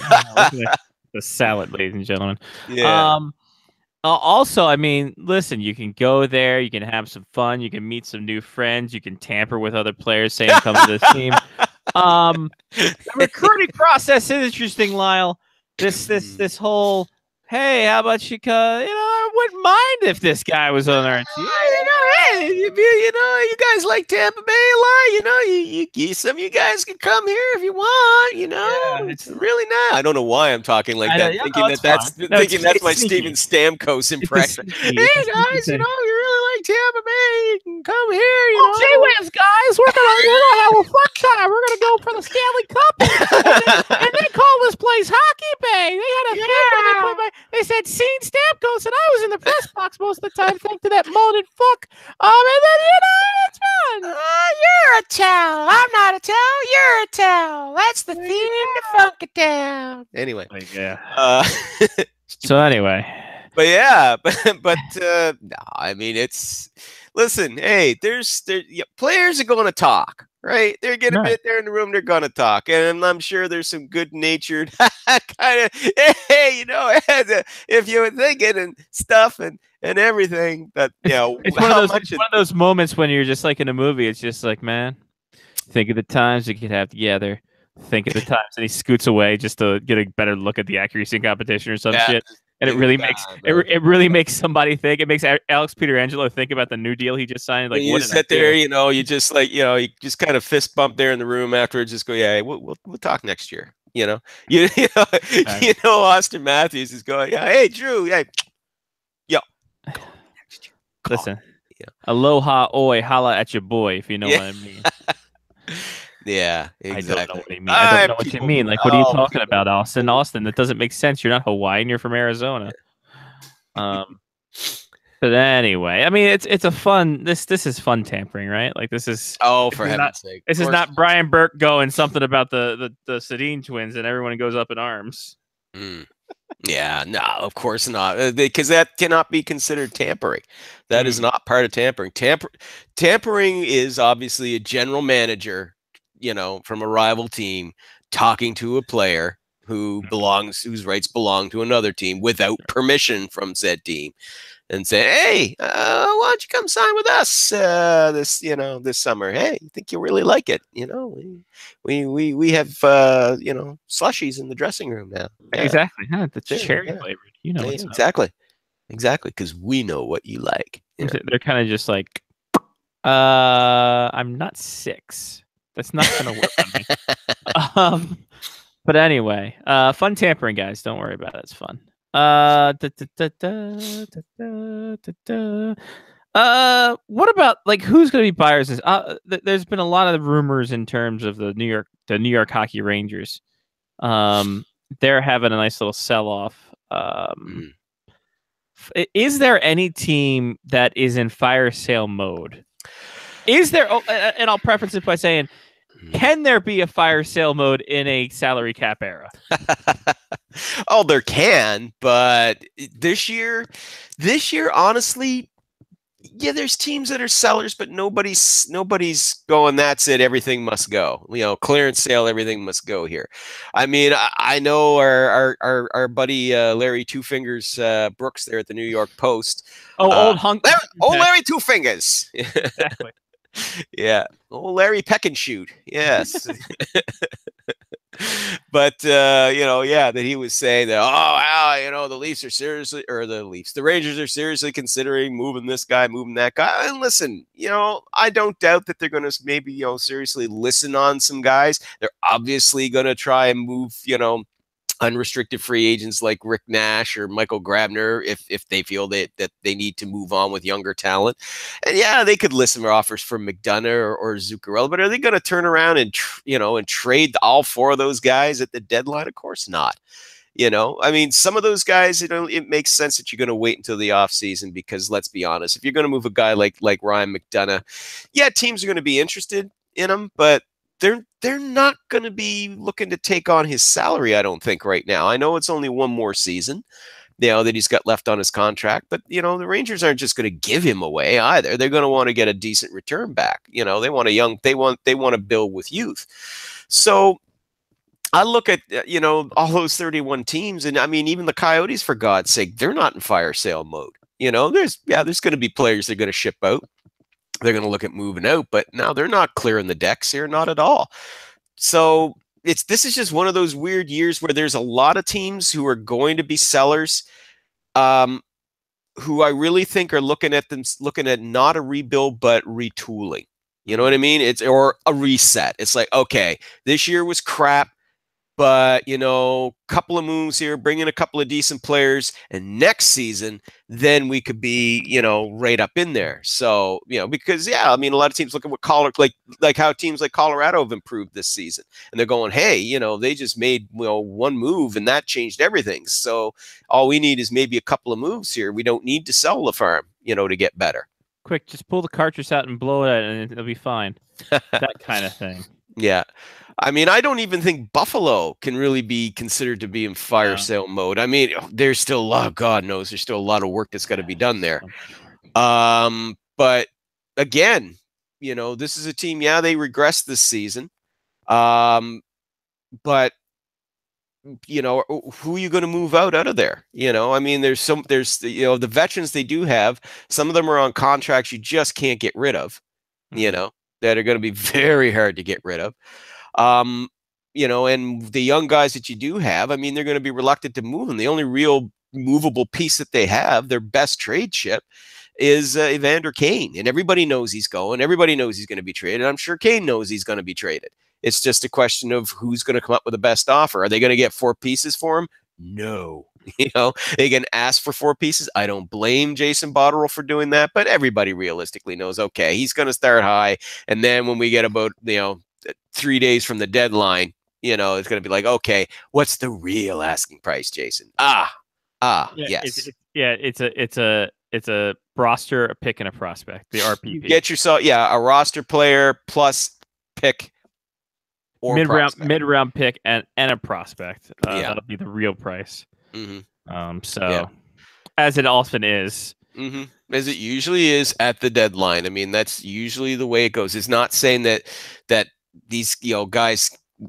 I mean, if Kane still had a couple of years left on his contract and they were moving him now, well, yeah, I could see a team going, okay, we'll give you we'll give you a good young roster player, we'll give you a first perhaps and a prospect. I could see that, right?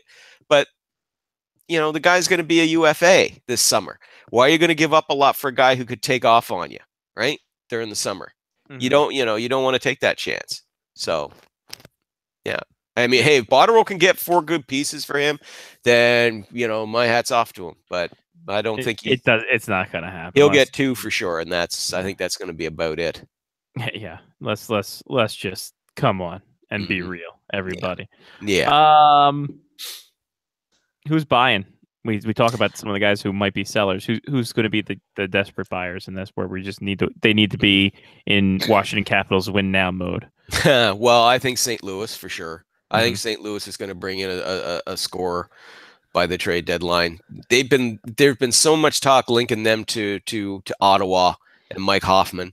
And Ottawa's, again, they're another team. We were talking about sellers. There's another team. They're not going to fire sale. Yeah, we heard a bunch of names, half a dozen names come up. They might move 1 or 2, and that'll be it because they want to make room for younger players. But St. Louis, I really think they're going to be in the market for sure. I wouldn't rule out Anaheim. I certainly wouldn't rule out San Jose. But honestly, though, I think Doug Wilson's willing to be patient. I think he's going to be patient. If he makes a move, it'll be somebody affordable. I don't think you can rule out the Kings. Winnipeg. Yeah, Winnipeg's going to be in for sure because they've got a really good team and they're going to want to stock up. This is the year Shovel-Dayoff is going to want to stock up. I know normally he sells because his team's usually not in the playoff hunt by then, but this time he's going to buy, and it could be a defenseman. Elliot Friedman was saying not a right side guy like Trouba because they know they're going to get Trouba back next month. And they're strong on the right side on their blue line with Bufflin and Myers, but he's thinking more of a left side guy, I think, because they're kind of concerned about Toby Enstrom on that side, and Josh Morrissey as well. I mean, Morrissey's playing well, but he's having a good season. But I think they'd like to bring in somebody there. And there's speculation, even though they're going to get Mark Scheifele's going to be back in the next couple of weeks, I think they're looking at maybe a check-in line center too, which makes me wonder, could they maybe take a look at Thomas Plekanec in Montreal? Because I think if you stick Plekanec as a 3rd or a 4th line guy there, I think he'd be a good boost for them. But, yeah, Winnipeg, I see them in there for sure. Tampa Bay, keep an eye on Stevie Yzerman. I think Yzerman will make a move, and I think your Caps are going to keep an eye on the blue line market too. Of course they are. They always Nashville. Do. Sorry, before I even forget, Nashville as well. Yeah, David, but they got a little taste there last year, and they want to go back. They want to go back to the final this year. So, I wouldn't be surprised to see them make a move. Well, they got Mike Fisher back, so yeah. Well, good luck. Yeah, that's nice, but right. I don't think that keeps them from. I don't think that prevents David Poile from jumping into the trade market again and seeing if he can't bring in another score. Oh yeah, no, of course, David Poile's going to find a way. If there's anybody, he will find a way. Apparently, the Caps scored. It's 2-1 right now. There you go. Right. Or Brian, are they down? He keeps giving me score updates on the live. There you go. That's good. Yeah. Oh, and the other Canadian team as well, the Leafs. Because there's really at this point there's only 2 Canadian teams for sure they're going to make the playoffs. The Flames will get in, but the Flames are a weird team, man. They've got so much talent, but man, when they go on a hot streak, they go on these long hot streaks, and then when they struggle, holy crap. Mm-hmm. Oh boy, real Jekyll and Hyde team. They'll get in, but I think the Leafs. They're going to want to look at, they got to bring in a decent top 4 defenseman. Good God, do they ever need one? That's Eric Goodbranson. That's another guy. Like maybe Mike Green goes there as well. You know, whether it's a mobile puck moving guy or a shutdown guy, but they need to bring in somebody in there to stabilize that top 4. That's gonna be the big thing. Just scored 2. It's 2-2. No, there they go. There they go. Caps on fire. Who are they playing tonight? Philly. It's rivalry night, Lyle. That rival. How silly of me! I'd forgotten that long-standing Flyers Capitals rivalry, and that actually does work. Actually, at least it was a rivalry in the 80s. That's true. Yes. Good point, Johnny. In the 80s, it was and then Pittsburgh got good, and they usurped the rivalry. But then Pittsburgh got bad, and then Pittsburgh kind of got what, and then Pittsburgh's like, and then Pittsburgh almost moved, and then now right, and here we are, and now they'll never ever leave. Yes, exactly. Until they'll never ever leave. Let me see if I can bring this up here. Gary Bettman was talking. Gary Bettman talked, ladies and gentlemen. Gary Bettman was talking some tings this weekend, as he's prone to do, for his one of 2 State of the NHL address. First and foremost, the Seattle group looking possibly for he's looking for the group to get an application in there, so we can finally even everything out. Well, things are happening. Things are happening. Things are happening with Seattle. Oh yeah. There's going to be a franchise there. Not next year, not the year after, but 2020, I think 2020, 21. 2020, 21. Yeah. So by 2020, 21. Boy, yeah. That sounds weird. 2020, 21. Just make sure you tell them, hey, this whole Vegas thing, this is a mirage. Yeah. Be very, very careful. Okay. Yeah, you could also tell the Seattle group that in hindsight they can look back to Vegas when they start their 2020 well season. They will, and that's the thing, they will be. I mean, obviously the key there is going to be, they're going to have to hire themselves a really good general manager. Yeah. And you see the game last night where they scored like 3 goals in a Holy minute. Crap, I know. Wow. Man. Boom, the Flames looked like they had that. That's what I talk about when I talk about the Flames. It like, Jesus, it looked like they had that in the bag. And instead they were carted off in a bag. Like the funny thing is I think that game-winning goal, one of the Flames defensemen passed it back to Mike Smith, and then it just rebounded off Mike Smith's stick right onto somebody, one of the Golden Knights stick. I think it wasn't. May have been Marcia Show. And Marcia Show's goal was just a thing of beauty, coming off the boards and just dipsy doodle and hang, snipe over the shoulder where there. And then it was their second goal, where it looked like a defenseman threw it back to Smith. He wasn't aware. It batted out and then right to a stick of a Golden Knight and in. I'm like, yeah, wow, and then in. Yeah, I mean that's what I'm talking about, man. It's like the Flames. They so Jekyll and Hyde of a team, which, like I said, they've got so much talent. It's just frustrating. What do you expect, right? They should be better than they are. Be better. Yes. Everybody. Get good. Get good. Lord. So if Seattle comes in, right, does this mean that Carolina's not moving anywhere? Like, has Dunn? Oh, they can't move for Seattle. Carolina's not going anywhere now. It's done. Yeah, they're not moving anywhere. Carolina's not going anywhere. They at least Dundon is keeping them where they are, especially for the next 7 years because that's in the contract. Yeah, but yeah, I think he likes it too much. And it was reported today that Dundon is going to actually start to embrace the Whalers' heritage. Yes, and that's long overdue. And I think that is a great idea because, he's no fool. I mean, he looked and saw, how many votes, that the Whalers jersey got in that, the vote fraud of a uniform thing that the Blackhawks won. Yeah, exactly. That should have gone to the Whalers. Yeah, exactly. But come on, I mean, it's one of the most popular, logos and jerseys of all time. Not just in hockey. Yeah. Period. I mean, good Lord. Yeah. So of course you're going to want to, and as you said, you're going to want to embrace that heritage. You just can't pretend that they didn't exist, that never happened.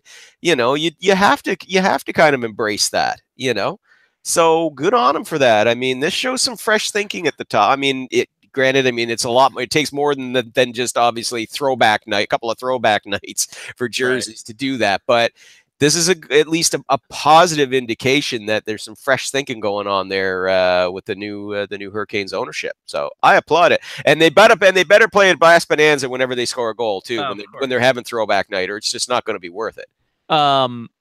And this is on the heels of some guy from ESPN named Greg Wyszynski. Yes. Of ESPN. Yeah.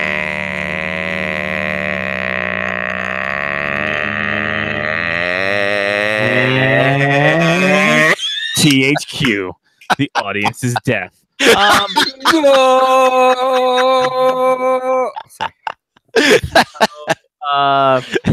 the heels of saying that they possibly could wear some Whalers swag for the last game of the season. I think they should. Yeah, well, why I definitely think they should. I think they should. You know, Hurricanes fans are going to get their nose out of joint over that. They're not. I mean, you know, I think they'll embrace it and enjoy the fun of it as well. They won in the end. Leave it alone. Exactly. I mean, the team's not running back to Hartford. It's still your team, but just acknowledge your the heritage and you know, embrace that part of it and carry on, for God's sake. Hello, your general manager played for Hartford Whalers. Okay, come on. Right, exactly. Hello. So there's that ordeal, and then coming off the heels of the Carolina Hurricanes also being a little bit more fan friendly, moving everyone to the lower bowl, or a lot of season ticket holders to the lower bowl for their last. That's another move that I interesting move. I think that's a great idea. Well, yeah, give them back something. Well, yeah, give them back something for one, and for another thing, I mean, you know, it does not look good on television when you're seeing a whole bunch of empty seats along, you know, in the first 10 rows, which you traditionally see when you're watching the game on television. So yeah, move them all down in there. At least give the perception that, you know, hey, this is a place, is something to come and this is a product to come and see, right? And also it serves the other point of, listen to, you know, season ticket holders and that, you know, hell yeah. You know, if you guys are up in the upper bowls or whatever, or, you know, or you don't even have to be a seat, you know, but come on down. Exactly. You know, hey, there's extra seats. Come on down in the lower bowl. You know, this is our way of rewarding you for staying with us, you know, through all of this. We're going to get better. And they are getting better. You know, that's the thing. They are getting better. It's just, you know, with all things, it just needs patience. Yep, and depends on how much patience people have. Patience and a first-line center. Yeah, well, hey, listen. Hey, can't have That's Johnny's new album, Patience in the first-line center. But listen, they're only 2 points out of a wild card spot. Man, that East is some wacky shit. I know, man. I know. Well, yeah. Excuse me. But, yeah, there's not much between Columbus sitting in the first wild card berth with 58 points. Carolina, 54. Yeah, I mean, after Carolina, then it's Florida, Detroit. Well, then it's the also Rans, and that don't matter. But yeah, it's tightening up there in their wild card. Tightening up. So this was interesting. Of course, the notion of the World Cup of Hockey being in 2020. The interesting point of this is Donald Fehr of the NHLPA saying that he did not rule out the possibility of holding the World Cup in February in the future. Boy, does the NHL probably not want that. Do they not want mid-season like tournaments? No, they don't. They still like their all-star thingy. Sure, you know? No, they wanted their all-star thingy. Yeah, they don't want to shutter the league. That's not going to happen. That's not going to happen. This will be back to being a September tourney again. Nice little tune up for the season. Yeah. Well, I mean, the last one I have to confess. I mean, it wasn't bad. You know, it wasn't bad. But the thing is with international tournaments is, like I said, once you crack that seal on the Olympics, on Olympic participation, having your own staging your own international tourney, deciding, well, we don't want to play in the Olympics anymore, so we're going to have our own tournament. We're going to call it the World Cup of Hockey because that's so original. Sorry, it's just no. The players, they want to play in the Olympics. You know, Again, because you cracked that seal. You should never. They should never have gone to the Olympics in the first goddamn place. They should have kept it. If you wanted to give your World Cup to have any kind of meaning to it at all, then they should never have participated in the Olympics at all. Because now you have what? You've got hockey fans going back 2 generations. Well, at least going back since 1998. So 20 years. That's what they know, is, when you talk international hockey, it's their favorite players in the Olympics. World Cup of hockey, in September, whatever. We don't care. It's the Olympics. That's what we want to see. So the NHL has nobody to blame for this shit but themselves, as always. They're masters at putting themselves into difficult situations that they really can't get themselves out of. And when they do, they just make a mess of it. It's like, stop struggling, you're just sinking faster. But anyway, you're not wrong. It's a huge thing where it's just like, we're going to put on an international tournament. It's not going to be as good. You're not really going to like it. And it's September when everybody's thinking pennant races in baseball, and not really, if you're normal sports fans that have other interests behind hockey. And if you're hockey fans, that's fine. But I'm more interested in seeing how this top prospect of my favorite team is going to perform in training camp. So I'm really not all that interested in watching this little ballet tournament that you got going on here. And besides, I really want to see my favorite players in the Olympics. So who cares? Right. Once upon a time, NHL staged or sponsored international tournaments like the Canada Cup and things like that, the Challenge Cup back in the day in the 70s and 80s. Yeah, they used to mean something, especially when it was still, communism, East versus West. I mean, there was a lot more in line because we didn't get to see those players very often from Russia and the Czechoslovakia and all that good stuff. But, it still could have been decent as a World Cup if they had never participated in the Olympics in the first place. But Gary Bettman, being from the NBA, saw the success that the NBA had by sending players to the Olympics and thought, we can do this too, by golly. And that kind of blew up in their face because it's like, well, Gary, see, the reason why it works in the NBA is because the Summer Olympics are in the summer, you see, so they can go and play and stuff. And NHL, and when they said the stupid shit there a year and a half ago about, well, we even thought about maybe the Summer Olympics, I just like, Gary, shut up. Just take it. Bill Daly, wrestle the microphone away from him now. He needs a nap. He needs a nap in a juice box. Stat. It happened once, and it happened in the 20s. It ain't going to happen. It ain't going to happen again. You're not going to have hockey in the summertime. Just shut up. That's a stupid suggestion. Olympic hockey in the summer. Yeah, sure, I'm sure they'll be all over that. It's called field hockey, you moron. Anyway. There you go. So, but no, World Cup in February, sure, that'd be a good time to have it. Is it going to be held then? No, because everybody wants the Olympics, which we all know they're going to participate in 2022 in Beijing. Oh, yeah. All this stuff of, no, that's not a no, that's no. Stop lying. Yeah, you were. Yeah, absolutely. You're going. You'll get the IOC to bend, Though honestly, though, if the ratings turn out halfway decent for these Olympics, which we're just going to have a mishmash of of players, if the ratings turn out half decent, the IOC could just turn around and go, well, we don't need you now. Exactly. We didn't need you anyway, champ. Doesn't that and then look pretty good though? Their roster. The OAR. The OAR. Yeah, OAR. Yeah. The Olympic athletes from Russia. Yes, exactly. The OAR. Yeah. Or not. Well, they got some names you recognize, kids. And if you're a diehard hockey fan, so do the Canadian American teams. Right, exactly. Team USA's got Mike Giunta.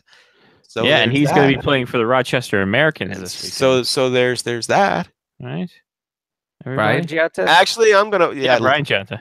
Listen, that's what I meant. Anyway, I'll be watching the Olympic hockey. Like his dad. I'll be curious. To watch it. It'll be a glorified Spengler Cup, and that's not a bad thing. I watched that during Christmas holidays. Spengler Cup's pretty good hockey. I like Spengler Cup. So do I. Big proponent of that. It'll be a glorified Spengler Cup. I could get into that. Big Pavel time. Datsuk, everybody. Pavel Datsuk. Pavel Datsuk going to be here. Ilya Kovalchuk. Hey, there you go. Okay, how about that? There you go. Whee! Slava Voinov. Let's not talk about him. Don't like that taste in my mouth. I don't want to talk about that. I like Shipachyov. Shipachyov, yeah. Shipachyov. All right, let's play a game. Sure. Last time the NHL didn't go to the Olympics prior to this one was 1994. Mm-hmm. I have the roster for the United States and the Canadian teams. Ooh, this is going to be tough. It's time for the game show we call "Ha Fuck You."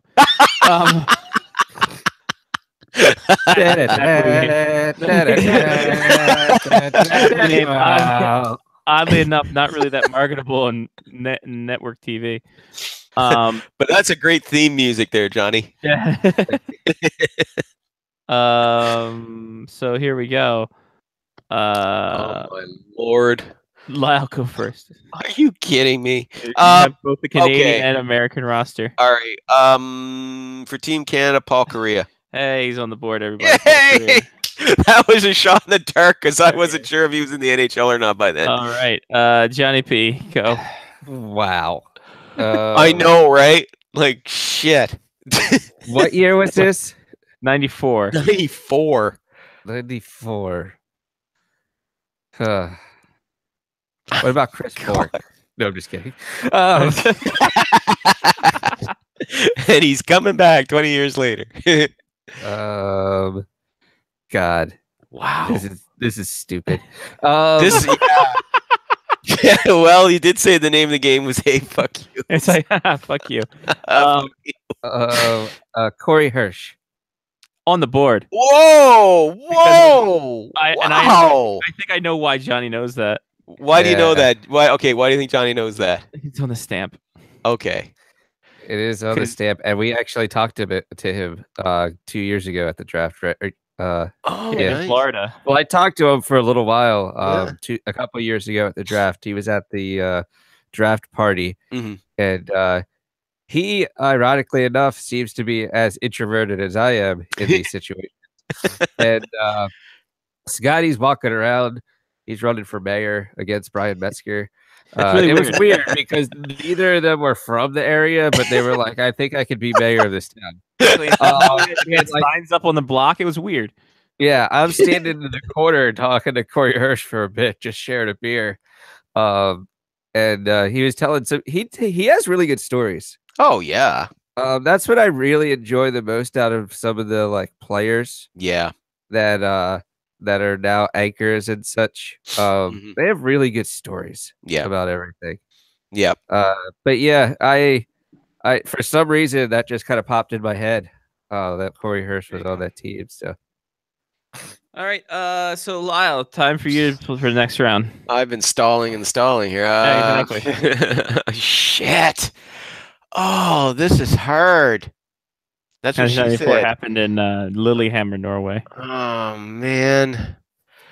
Oh my God! Sweden won the gold medal that year. Yeah, I know. Why can I say who was on Sweden? No, you can't. No. That's no fair. He was on a stamp too. He was on. I know, right? That's why I'm trying to cheat.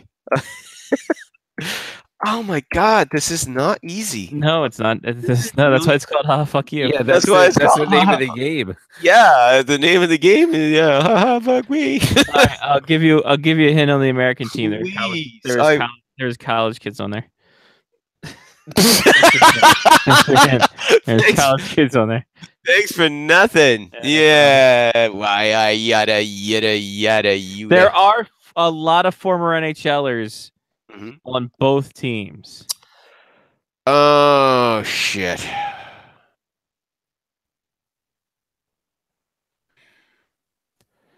This is gonna take a while because it's not gonna be okay. Why don't you toss over to Johnny? Well, I'm not giving up, but I'm trying to think here, so I don't want to take up too much time. Johnny. I need Johnny to pull one out of his ass right now. Brett Hall. Oh, sorry. No, he was in the NHL. Sorry. Haha, fuck you. Oh That's the man, name of the he's game. That's just why it's called Haha, mean. fuck you. He's just mean. Can I just keep naming off people that I think may have played? Sure. Go Yeah, ahead. sure. Do rapid fire. Dave Christian. Sorry, no. I'm just trying to think of like people that I What know. like Americans? Like Yeah. you would think there'd be a Christian on there. Yeah, right.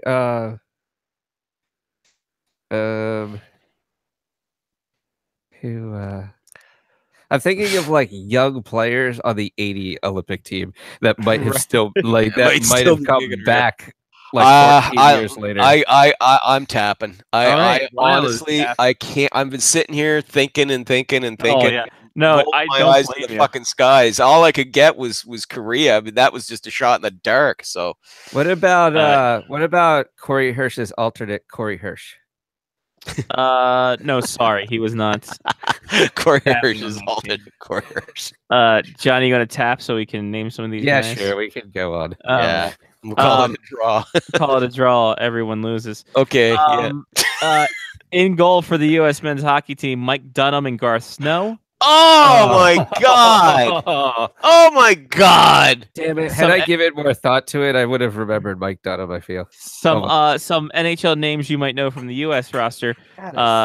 Veteran right wing Jim Campbell, Ted Drury, Peter Ferraro, Darby Hendrickson, Craig Johnson, Peter Laviolette, Todd Marchant, Brian Rolston, Brian and Ralston, yeah. Dave Sacco, Joe Sacco's brother. Mm. On the Canadian team, Adrian Aucoin, Chris Contos, Peter Nedved, Brian because he Savage. defected. That's right. He did, yeah. Yeah. Brian Savage, Right. Chris Terrian, Todd Warner, Brad Wow. Rowinka, and Greg Johnson.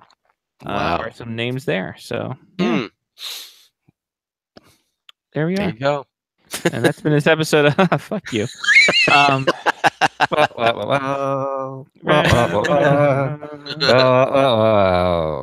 All right, Lyle, tell the people where they can find you at. They can find me at spectreshockey.net. They can find me at Sporting News, and they can also find me as a contributing writer to my NHLTradeRumors.com. There he is, ladies and gentlemen. Lyle, it's been fun. It's been real. It's been real fun. As always, gentlemen. As And we'll always. talk again soon. And by soon, I mean next week. Because Yeah, and we might maybe the trade deadline picture will become a little more clearer. a little more clear. We'll see how that goes for everyone involved. Thank you, sir. We'll talk to you next week. Always a pleasure, guys. Talk to you next week. There he goes. Lyle. Lars SpectorsHockey.net. He named the other He things. just too, said right? it. Yeah, he just Sporting said News, everything. That's fine. At Spectors Hockey on Twitter as well. So, Johnny, some shout outs. Apparently the Caps are winning 3-2 now. Hey. So check that out. Shout out. Brian would like me to mention something about the Bell Let's Talk stuff. That was today, I believe, right? So I'm not going to get into that sponsorship cash grab that they're doing. It's a Yeah, good I think cause, but I think it's cool to give money to charities and such, but I don't believe that this is something that needs to be talked about only one day a year. And So I don't think you also need hashtag branding either. my 2 cents on it all. I applaud the thought. This is multiple years of this occurring now too, so it's good. I mean, it kind of accomplishes what it needs to, I guess, right? Commercialism and raising money For causes. Yeah. And it does get people to talk, Sure. which kind of is the end all be all of things, right? And I mean, but here's the thing: we got 364 other days, 365 in leap years. So Right. Don't- It's not just yeah. one day of Let's Talk. All days are Let's No. Talk. exactly, It's just one day that we can raise money by tweeting things. yes. So yeah, give a shout out to my coworkers. Former I and future.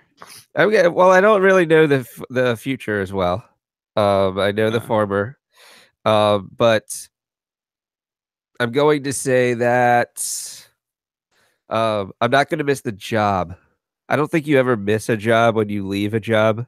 I think you miss the people. So shout out to people. Shout out to new listeners. We might have some new listeners in Carolina that are listening to the show. Brian said that he told 2 friends and then they told 2 friends. So it's the Shadow method of cross-pollination. Yeah, I think that's it. I think I'm gonna next week at this time I'll be unemployed for 2 weeks. And then I'll have a job again. There he goes. So, I don't know. Maybe I'll just get real drunk on next week's show and sleep for a while. Who knows? I don't have to do anything. I don't have to do anything. I don't want to do. Yeah. Well, cool. Yeah. So if you're from North Carolina, go on and raise up, take your shirt off, and twist it around your head, spin it like a helicopter. Shout out a diss to sleep because I also envy Johnny Snorsky stats. Dude, I fucking feel like crap. I almost fell asleep on the show. Is that not that the show wasn't that compelling? I'm just an asshole. Shout out to Christmas parties happening in February. Yeah, sure. Why not? Shout out to Chick-fil-A and their monthly giveaways. Oh, they're fantastic. You get free food. It's great. Just had to buy a calendar. It's fantastic. And shout out to our patrons. Brian, one of them. You got Sean. You got Angela. You've got Trista. You got Damon. You got Mark. You got Matthew, Ethan, Mitch, and Chris. Go to patreon.com/faceoffhockeyshow. You can get your name right off there. Pick the tier, pick what you want to do, and we'll go from there. And then we truly appreciate it. Even if you don't, by all means, just take a look. And if, again, you can use the Sean O method of telling 2 friends and they tell 2 friends, so on and so forth. It's all worth it. But that's it. That's all. For Jenny P, Mark with a C, I am Scotty Waz. Take care of yourself and someone else has been Face Off Hockey Show. FaceOffHockeyShow.com. Next week, Johnny's unemployed. So, ladies and gentlemen, watch out. There's going to be a hurricane coming through. Yeah, that's it. So until next week, peace.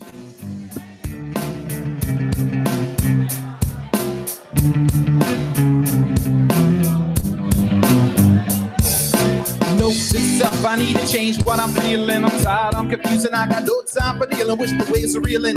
But it's ankle high, I'm feeling, so I gotta find another way to change my mood today.